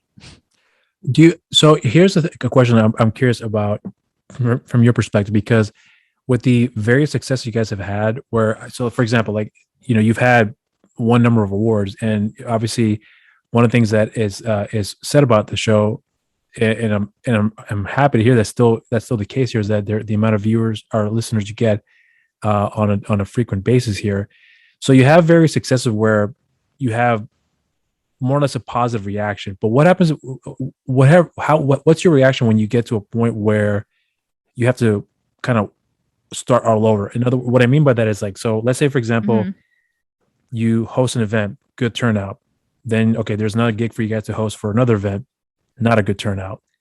Having to deal with that type of, I wouldn't say setback, but the hurdles that would come with having to, because you have a great momentum going, and all of a sudden, boom, that momentum has stopped, and having to regroup and say, oh shit, I got used to this here. Now we're having to start from scratch again because we've hit a part where no one knows who we are.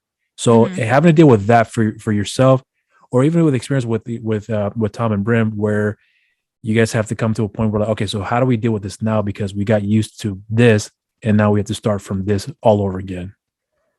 Well, you know, 2 years, I mean, right? It's 2 years ago. Yeah. 2 years ago for pandemic, and all that. I mean, we stopped going in the studio for a couple months, and then we had our own setups in, you know, our own apartments and rooms and houses and whatnot, wherever we were.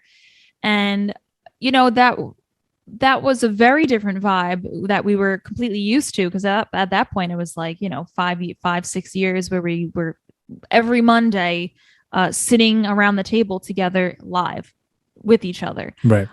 So the vibe was very different. I mean, I still had fun. I think it was a great time, whether it was Zoom or whether it was in person. I mean, we're still getting to have a fun show, and we still had people coming on. But it was just very interesting to navigate all that, because it was different. It was just very different for us. And then we didn't have conventions, and we weren't seeing the same people that we saw. So we had to figure out and navigate how we're going to essentially just work this medium, even though we're podcasting and it's all internet based. Right. Now we're like straight up really internet based, because we're not seeing anyone in person. And then also the same time, you know, we had one of our co-hosts at the time leave, and we had a lot of stuff that were unanswered that we had to like figure out ourselves and find things and files and all that such. So we kind of had to regroup that for almost a year as well, and try to see how we wanted to mold and shape and shift the show itself in that way. So there's always shifting and shaping and molding and doing all that such when it comes to the show, like we've spoken about before. But, sometimes when you get the response that you don't normally get or a turnout that you normally don't get, it happens. Some you don't normally, let's say you had a video and it didn't do as well as the other videos. Right. It happens. It could be a plethora of reasons. There were, maybe people weren't on watching as much during that time or hour, or, maybe it was a holiday weekend. Like there are so many factors that could go into something not working out the way it did. Did we, advertise as much as we did? Regardless of what it is, if it wasn't a great turnout or viewership or listenership, it's okay. I mean, we have next week, there's going to be different topics. There's going to be a different guest. There's going to be a different, a different day, a different, time. It's this and that. It's different. So it happens, and that should be expected with everything. So we're used to it, and we move on and we move forward. What about for critiques? How do you handle that for yourself? Because in the beginning, obviously a lot of people are new to this here. And so maybe the critiques aren't as, I wouldn't say on point, but aren't as direct to some degree where they can say that was great or that was awful. Because in a lot of ways, some people don't know what podcasting is, but throughout the years that has changed where the critiques that you weren't getting before, or you're getting more now because now there's more awareness. So, I'm not sure if you may have answered this before in the past, but I would imagine that some things have changed along the way, how you conduct yourself with certain critiques, good or bad, that may have handled better or didn't handle as well, but you handle better now. So I'm curious to see how you handled that for yourself, at least now up to this point. Anything that you do, especially in the medium that we're in, you're always going to have people who love what you do and people who don't love what you do. And that could be because of Brim's people, my people, Tom's people, or just they don't like the show or whatever it is, or it could be a crazy amount of anything. They may not like the song in the beginning. They may not love the guest. I mean, people are always going to be critiquing because that's what they do. Right.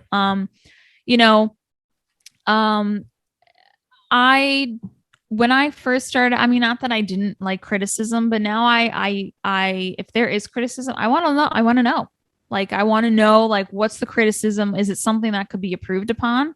Or is it something where, you just didn't like, and that's just on you because you just didn't like it?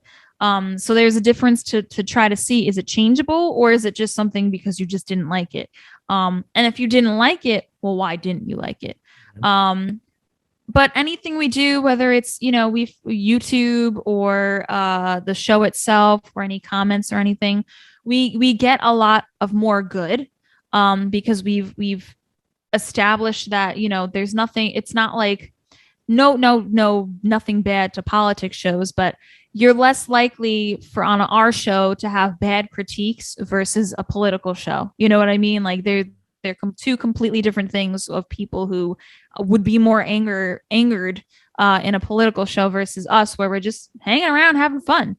Right. You may not agree with something that we say about a movie. I could say, oh, this movie is the worst movie ever, but you think it's like the best. That's it. That's your critique. That's totally fine. But anything we do, we've had critiques. We've had all that such. I mean, it happens. And you move, like, once again, you move forward. It is what it is. I mean, there's Twitter. It happens every single day. There's people commenting on Instagram every single day. And sometimes they say, don't read it, but I'll read it sometimes. And it is what it is. If I can improve upon it, great. If it's something that is just because you just were upset about it, then it is what it is. I mean, everyone has a voice. But the only thing is, if it's harming someone, then I'm not cool with that. Then I cut that off and block and whatever. But for the most part, I have had, a lot of great people, maybe because I'm just positive and I only want to bring out positive things, and the show itself too. Yeah, critique is a part of it. You have to, that's just it. Yeah, I know. Yeah, I'm kind of like, I'm a little at odds with it at times, because I think critiques are just kind of people are just talking out of their asses and just not really being focused on what the issue really is that they would have. Mm-hmm. it's a half and half thing, right? Like Right. it's Yeah. critiquing's like there's good in it because they're telling you what they didn't like, but also it's like, well, I don't have to take your advice, So it's I agree. It's half and half. And you have some people where they say some things and you're like, what? Yeah. Like, what is this even? What? Like, I was just talking about this actually is coming out this week for this show, where we were talking about little snippet insight, where we were talking about how like some people like they'll message on Instagram and all that, and it's like they're spams, right? And I'm like, the amount of energy and time that people put into that, they could have put into something else for good. And the amount of time and energy, that's just what I'm stuck on is the energy and the time aspect that people give. So you have time to critique in a negative way, unless like you're really adamant on it. Like why? Like why did people do that? So, and sometimes when people critique, it's because they wish that they did it and that they're not doing it, so they have something to say. It's always the people who are not doing it who have something to say. So because of that, has your position on critiquing other things? So here's an example, because I'm going to bring back the whole thing about the delivery guy that was hanging at your house without bringing the food here. So in that respect for critique here, because here's the thing, because you have seen people critique the show, critique you, critique Brim, Tom, whatever, and then you understand that where they're coming from, being whether it's meaningful, valid, whatever the case may be. But then for yourself, you're critiquing other things. Like in this case, let's talk about TV shows you watch, or because Brim is pretty much on. He'll say that was awful, and I'm like, I come from a position where using such critiques like that can be kind of broad, and I understand why some people would use it. But my position has changed about that, how I word things when it comes to films or whatever it is I will get into. But for yourself, though. Mm-hmm. If you're critiquing something, whether it be at a restaurant or TV show, song that you listen to, has that changed from how you look at how you talk about something a certain way that before, if it hasn't been for you being in this field, that maybe wouldn't have been as thoughtful or as methodical or as more careful how you approach it because of what you've been able to see, how people look at you and how people look at the product, if you will, that change your perception of how you look at the overall critiquing process for yourself at other things you look at or experience? I have always been the person where if someone needed advice or anything, they would come to me.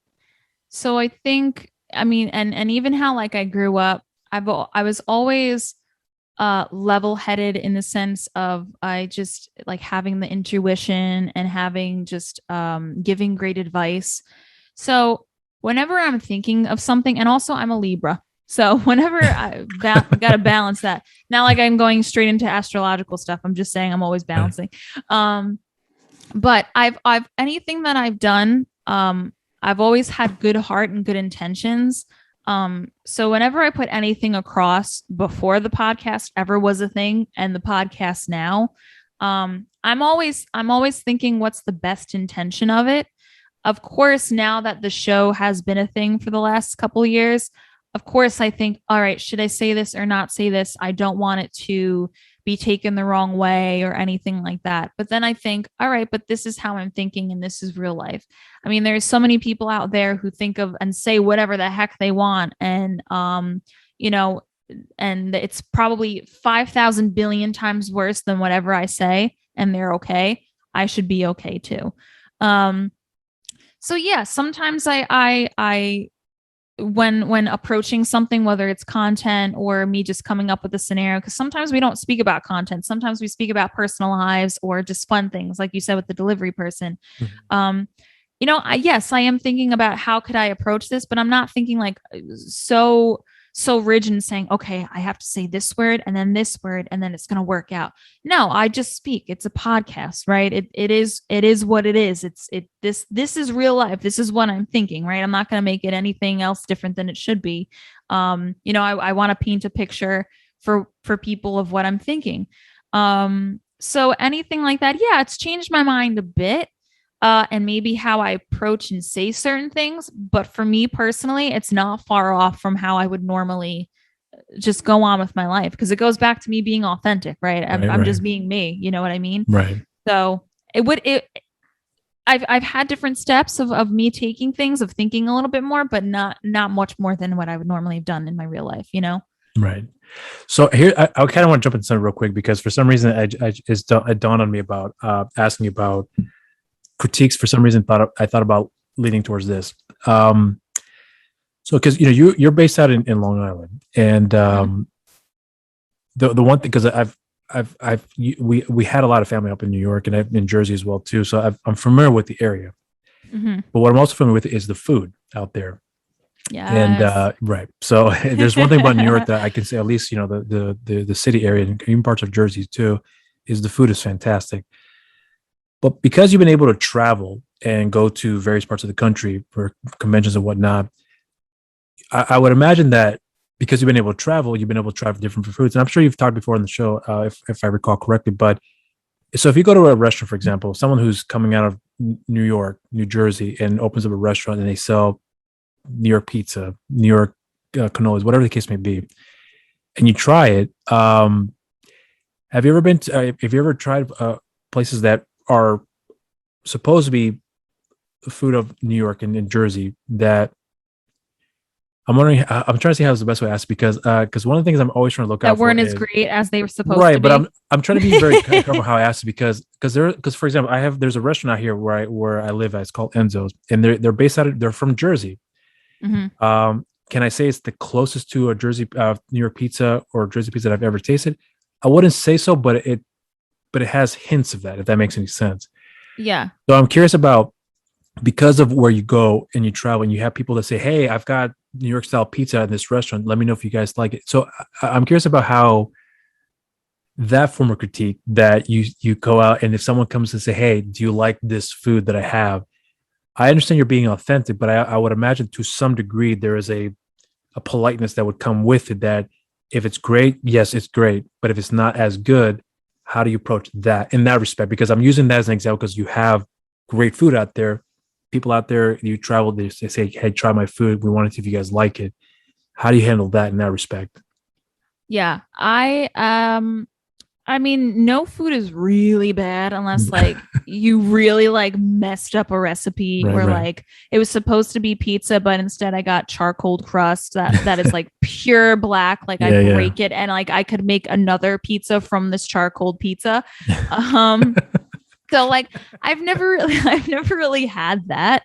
For the most part, if I've ever traveled to a place, it's recommended from people that I know who also really know good food. And so I would totally follow their path and try it out, because they're not going to direct me in any bad way. Like it's the same thing where like I'm not going to direct people to like a horrible pizza place here in New York. You know what I mean? Or, if I was in Florida somewhere and I'm like, well, I've been there before, it's okay, but go to this place. I'm going to try the place that you recommend to me. And for the most part, the people who I trust who have recommended something, I like it. So I've never actually really fallen into that, where if something was really bad or not. But if it was, it's really not that bad unless you really messed it up. I may not enjoy it, and I would say, "This was great. Thank you. I appreciate it. I enjoyed this meal," which is true. I enjoyed it. Is it the best meal? Probably not, but I'm not going to say I didn't enjoy it, because I probably did. It was all right. It was good. But for the most part, if I'm going to a recommended place or if I'm trying somewhere, it's going to be researched beforehand, and I'm going to make sure it's great, because I don't want to waste my taste buds on something nasty. You know what I mean? And like for instance, there's a place in Fort Myers that my family and I go to, and the two brothers own it, and they were originally from New York. And I was like, all right, like you're setting it up as like New York pizza. What is this about? But they actually, I feel like this is a lot to do, but they actually, for some reason, import their water there. Yeah. And it makes, I don't know what it is, but I know what you mean. It makes a difference. And I test the theory out on a completely other different pizza that was a well-known pizza for the area. Yeah. And even then the pizza wasn't bad. It was all right. But there are definitely some places that are with pizza. And if I don't like it, then I'm probably not going to go back. And that's it. Like I'm not going to make a big deal about it. But for the most part, I'm going to go with the recommended opinion. Are you a risk taker when it comes to trying new things? When it comes to whether it be food, any sort of activity that, because I would imagine that, you've got comfortable with certain things that have been presented to you that maybe wouldn't have been presented if it wasn't for the show, that you were like, this is good, I'm sticking with this. But if someone says you should try this here and it's out of your comfort zone, are you a risk taker in that respect? Half and half. It really it really depends. There's like some foods that I will absolutely not try. Mentally not going to get there. I don't care if it's the most delicious thing ever. For some reason, mentally, no. But if it's something that like I've always have been interested in trying, I never did, I'll try it. And if I don't like it, then I don't like it. But if it's something that I tried and I was like, oh, this isn't bad. Mm-hmm. There's a 50-50 chance that I'll order that, or just I'm like, okay, I tried it, but I don't eat it, But yeah, I mean, I'm a half and half risk taker with the foods. And I love the food. I will try, and to be honest, I will try a good chunk of foods because you eat first with your eyes. If it looks like it's nasty and there's like tentacles all over the place, it's not happening. No, it's not happening. But but I will try something. If you tell me that there's certain ingredients in it and I know all the ingredients, then I'm like, you know what, I'll try it. Why not? Because I'm such a foodie. I love food. And I'm not a big seafood person, but I wouldn't not. I mean, I would try something if someone said, hey, I know you never had this lobster tail before. Can you try it? I would try it. Just because I've had other lobster tail that I may not necessarily like, this could be like the best lobster tail that makes me love it. So, what's one food that you tried that you would never want to try again? Oh, the one food that I would never try again. That's a good. All right. So as a joke, well, not as a joke. My there's one restaurant here on Long Island, and they have escargot, right? I never tried escargot, but I tried the like sauces and such that it was cooked in. Mm-hmm. Still mentally did not work out for me. I was just like, no, the snail was cooked in this. Like this thing was chilling on a tree, plucked from a tree and ready to go on this plate right now. Like, and I was like, no, you know what? No, I would not. I am not doing that. Never again. There's just some things that I would not have. And also I will probably put mussels in that category. I don't know what it is. Anything slimy like that? No. Heck to the no. I will not do. I can't get past it. So I'll never have that again. I've never tried. I know I'm sure. I think about. I did try caviar because someone had said it's because it was one of those things where I was only curious because it was so expensive. Yes. And yeah, I didn't understand why. I honestly thought it was expensive because it was so good. Like it's got to be like a dish served from God or something like that. Mm-hmm. And when I tried it, I was like, ugh.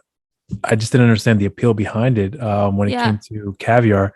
It add a little bit of salt, and that didn't make it any better. It made it worse, I thought, with maybe because the salt was bad. I don't know, but the meal wasn't good for me to begin with here. But I just don't understand how certain people look at certain food a certain way, where it costs so much, and because it costs so much, there's such a high demand for it. Never appealed to me why something like a caviar is considered to be such a high caliber dish, but that tasted awful in my opinion. That's just like and I agree with you. And there is some like drinks and like champagnes and such that like cost like $300 a bottle, and people are like, woo, look at me, I'm I got it, I'm bougie. And then you try it and you're like, wow, this really sucks. And you're like, I'll go back to my $20 bottle champagne, that one's on point. So I don't know, sometimes it's people just showing clout and just because they can, but their pockets aren't happy. Well, I mean, it's even if it because like again, caviar, I honestly thought at one point it was just going to be like a fad where it was just not going to carry on with that price tag anymore, and it still very much carries on even to this day. And I haven't tried it in years, but I can only imagine it still exactly tastes the same way as it did when I first tried it. But I don't understand the appeal behind that. Something so Are you I'm a gonna say seafood grotesque. person? Not really, no. See, And the thing that's is, why. because You and I are not seafood people. no, not really, no. But Yeah. I do. I have tried it recently, but even then, it was kind of far between. Like sushi is not something I gravitate to, but I Mhm. have tried it before. I don't think I would go back and rush to try it again, Yeah. but I can see why people like it. I understand it more now that I've tried it. I get Yes. it, but it's just not my cup of tea. I would rather have a burger any day of the week over sushi. Yes, I'm with you. I think my extent for sushi is like a cucumber avocado roll, Yeah, and I've had that's those. it. That was actually pretty good. I actually like that one. Yeah, because well, I don't know if it was for you, but because mentally I can't have the thought of I don't it's just seafood, I just don't care for it as much. I mean, Yeah. maybe my taste buds will change as time goes on, I like but I'm shrimp like a tacos. So chicken. Okay, see, you like yeah. I don't like shrimp. Shrimp is a Really? no for me. Yeah, Well, no, I I like don't like shrimp shrimp. tacos. If it's Okay. done well, it's good. I think I guess it just depends on the circumstances for the meal. Yeah. Like I can't just have just a cold looking shrimp. It just doesn't appeal. If it's fried, I would eat that in heartbeat. But if it's in a Yeah. shrimp taco form, I would take a chance on that. More likely, I would probably like it than I would not liking it. But it Okay. depends on the circumstances for me. But if you're asking me to eat like a shrimp sushi, I probably wouldn't even touch it. See, and that's funny because like for me, like Italianists, calamari, aka galamad, I if it's cooked well, if it's Yeah, cooked well, I'm about it. It's yeah, so good. But it's octopus. Like where did I what mentally I how can I eat one thing of seafood and not the other? I don't know why or how, if it's because I grew up with it. yeah, But no. So even then with like my family, like they probably instead of doing like 7 fishes, they did like 2 for like Christmas. Like that's yeah. like an Italian thing. We're like, oh, you do the 7 fishes or whatever. No, we never did that. We did like 2 fishes and like that was it. I grew up with like meat, potatoes, chickens, Yeah. veggies, all that such pasta. Like that's what I grew up with. Not so much like the fishes. And years ago, I loved fish sticks when I was a kid. Don't know what happened. I don't know what happened. It But just hey, the taste was completely changed, and that doesn't you don't have the yeah, same um taste buds for how good it was back then to what it is now. Is that what you're? Oh, yeah, okay, interesting, yeah, yeah. interesting. I liked fish sticks when I was younger, like Mm, like a kid. And then I think I mentally found out that it was a fish, and then I just stopped. I don't know. interesting. For the longest time, calamari, I had no idea it was octopus, and I ate it with such joy. Didn't mind the chewiness behind it. I always thought it was so delicious. And then one day when someone brought it to me, this was like years ago. No Um, way. I could get over it, but there is a part of me so I would eat up to a point because before I would devour that. And then after a while, it's like, oh yeah, this is octopus. And I can taste the texture and it's the sliminess. It comes back to me, but I will still eat it, but to a certain point. So like Mm, if you were to have a dish of that and you would eat half of it, I would probably eat the other half. And that would be the okay. extent of it. Yeah. That would be my relationship with that. All But right. what's funny though for me about food? I'm not sure if it's this way for you. Food has become like I wouldn't say like a love hate relationship, but I feel like now as I get older, that I'm more I'm more conscious, but I'm trying to find shortcuts with the food that I eat. So in other words, like Okay. if it's chicken nuggets, maybe I won't eat chickens, but I'll eat the vegan nuggets. So it's not Okay. as bad, but it probably isn't as good either. But it's nowhere near as bad as a chicken nugget you would get out of the frozen baggie. So Yeah. I'm finding shortcuts to how I approach my food now. Whereas before I took it for granted, but now I'm a little bit more methodical with it, where it's got to be pretty planned out. Where it was never a thing for me to have to consider that anymore. But I'm not sure if it's that way for you now, especially when you being a food lover. If a lot has changed in how you look at food, where before it wasn't a thing. Yeah, actually, I like I said, growing up in Italian family, like you meatballs, Yeah, hamburgers. Oh, I mean that's American, but same thing. Chickens and chicken parms and pastas and all that such. And and also when I was younger, I was super picky. Obviously, in the last X amount of years, I'm not picky with food.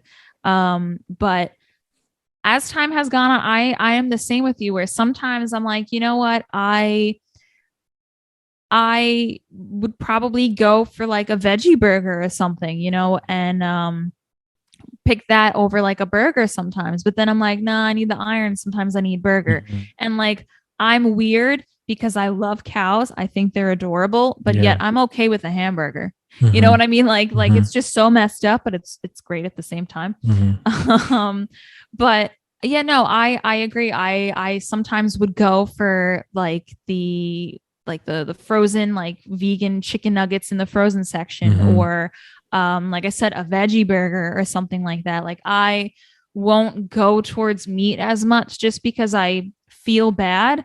Um, but also I know sometimes I need that. Like I'm never going to, like, if I was on Food Network one day and they were like, "Oh, the competition is a steak." I'm not going to turn that down. I'm not like completely vegetarian or anything. I'm not vegetarian at all, but I do take on some things where like if I don't need certain things, I won't do it. Um and I agree with you. I don't know why. I'm not sure why, consciously why I'm doing that or anything. Maybe because I just feel bad for the animals and such, Mhm. um but if like I had a family dinner and it was a barbecue and it was hamburgers and chickens and all that, I'm probably going to have hamburgers and chickens. Yeah. Like I'm not going to stop myself from things that I love and I enjoy, which I do enjoy that stuff. But if I have the moments and times where I could limit that, then I do. So I'm with you. You And ever it's gone weird. full? You ever gone full vegan before? Like just stick with a full on vegan diet? No, No. I have never done that. And I feel like if I tried, I probably could. Mhm. Um, I feel like, but the thing is, I feel like it's there's just too much into it, and I mentally like too many things. There's just too much into it, and Yeah, I I don't get you. and I don't hate. Like I Yeah. have a friend where her husband is like full on keto, and I'm like, oh my god, like all right, like that's straight up commitment. Unless there was something where like I like medically like couldn't eat meat anymore or anything, I would probably just stick with vegetarian because I love cheese too much. I love certain Yeah. things. Like Yeah. there's certain things where like unless it's medically where I have to get rid of it, I'm not getting rid of it. Like I'll try to limit certain things, but and maybe not eat as much, but no, I've never gone completely vegan. I feel like I'd be an angry person if I went vegan. I don't know why. I feel like I get hangry and I would have to cook vegan for everyone around me and like no one's vegan, so like it would not work out well. I think the first time I've tried a vegan burger. Oh, actually, I do remember now. It was in high school. Um, I couldn't taste. I couldn't tell the difference between the meat and the vegan burger. It's the Uh, spices. what? Yeah, of course, but I didn't know at the time. And then they have vegan cheese, which I didn't think was a thing. Mm-hmm. Um, I think if it wasn't for that experience, I don't know if because I tried going vegan once in my, years ago, and it only lasted for 2 months, and because I just loved a good juicy burger, like I Mm-hmm. missed that texture, and so that was the only reason why I did it. But it was actually really good. I actually felt more energetic, but I'm not sure if it was legitimate as far as like me going in being more energetic because of the food that I had before. That was probably wearing me down, and then I had a new diet that kind of kicked in and pushed all that stuff out, and then I had a new sense of energy from that. But I can't really say that the vegan diet certainly contributed to that. It did contribute, but I'm not sure if there's a reason for that, if that makes any sense. Yeah. But if it wasn't for that one experience in high school where I had the vegan burger and it turned out to be really, I don't know if I would have had the same, sentiments like, oh, this is a good plan for me to try. But do you think that maybe one day if you do try it, that if you would you be willing to try it for a certain period of time just to see if it actually would work out for you for more or less for health purposes, or just try it for a week, 2 months, whatever the case may be? Would you be willing to do that if given the opportunity? Yeah, I probably would. Um, yeah, I mean, I don't think I'd totally throw it out the window. To try it at least. Would I stick with it? I don't know because, like I said, there's too many things that one I kind of need to eat, and two, you know, I don't want to limit from my body and all that from eating. But yeah, if I had the opportunity to learn it, I probably would, but I have too many things in my fridge to like cook. But yes, if the opportunity came, I probably would learn it just to try it out for a little bit. If I stuck with it, I'm not sure. But yes, if it came, yeah, 100%, I would totally try it. This was a unique experience for me because, I obviously with every guest that I talk to, there's always going to be something that I hope to take away from here. And I say this all the time, but I mean every time I say this is I'm looking to find something that I can learn from the person that I'm speaking with here in some way or shape or form that I can take away from, but also at the same time, just learn something about them that I could hope that I could pull out that would be something that they would be engaged with, that with a question that would ask, or hopefully several questions that would ask that would really get their attention. Like, okay, this can go somewhere with the conversation. So I feel like, this was a unique challenge for me because, because I since I do now work with GHR here, it was interesting for me to see how I could go about the conversation and just wanting to get to know you outside of the show, because a lot of things you've said about yourself on the show, I was wondering what else could I pull out to converse with you about that would still make it unique for you to walk away. Hopefully would say that was a great conversation. That was the goal in mind that I had here with you. And I hope I did accomplish that. But, I'm very grateful that you've given me the time out of your busy schedule here, because I know everyone is very, very busy. And the fact you've given me that time to speak with you for this 2 hour plus that we've had this conversation here, I don't take it for granted. And I'll be frank, I really do hope one day I get to come up there and be able to be a part of the crew in that respect, to see how the whole engine works, if you will, because I would love to see that in person one day. So I hope that one day will come to fruition. But I'm not sure if there's anything else that you would want to say in closing about, because this actually will be uploaded in the next coming weeks here, I would say. But if anything you want to say in closing about what anyone can look out for here with yourself that you could either announce, or anything you want to say in closing, just overall to kind of close off the show here. Yeah, absolutely.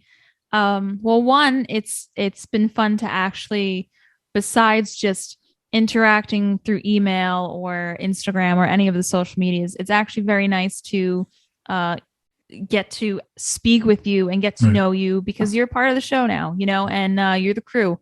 And, if you ever do come up, or if we ever buy you, we're all going out to eat. We're all going to, hang out a bit and, just get to know each other all in that sense. And it is awesome to have you on the show, and you are adding such a tremendous part to the show. And I hope you know that. And it's just really great to have you on. And I hope you're having a great time doing it. And I hope that it's fulfilling you in some sort of way to add to the show every single week, because that is your little bit of sunshine into the show every week. So people get to listen to you. And so thank you for being a part of the Grindhouse Radio and everything. And also thank you for allowing me to chat with you today, and speak on certain things, because like pretty much the topic like we've been speaking about, just being authentic. If you want to start something, start it. If you realize that you've come to the decision where something's not for you, then you don't, because there's always something else to look forward to. And I always say, well, why can't it be you? Why can't it be you starting the podcast? Why can't it be you doing voiceover work? Why can't it be you starting a business? Why can't it be you doing whatever you wanted to do? There are plenty of other people who do that out there and are super successful. Why can't you? So I always want to bring that to people's minds so they could start bringing their stuff to fruition. Now is the time. Don't make excuses for yourself. That's the best thing that people do. They make excuses for themselves, and sometimes I do that too. But mentally, you have to get past that and start creating things that you want to create, because you never know where it's going to go. And as far as, the Grindhouse Radio and the Magic KimTom and everything, you could find that on my social media at Kim Agragna everywhere. Adragna, that's my last name.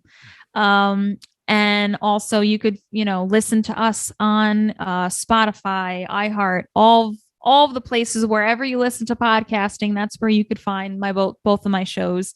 If you love Disney, you have The Magic KimTom or Pixar. There you go. If you want everyday fun, you have me and the crew and Rob.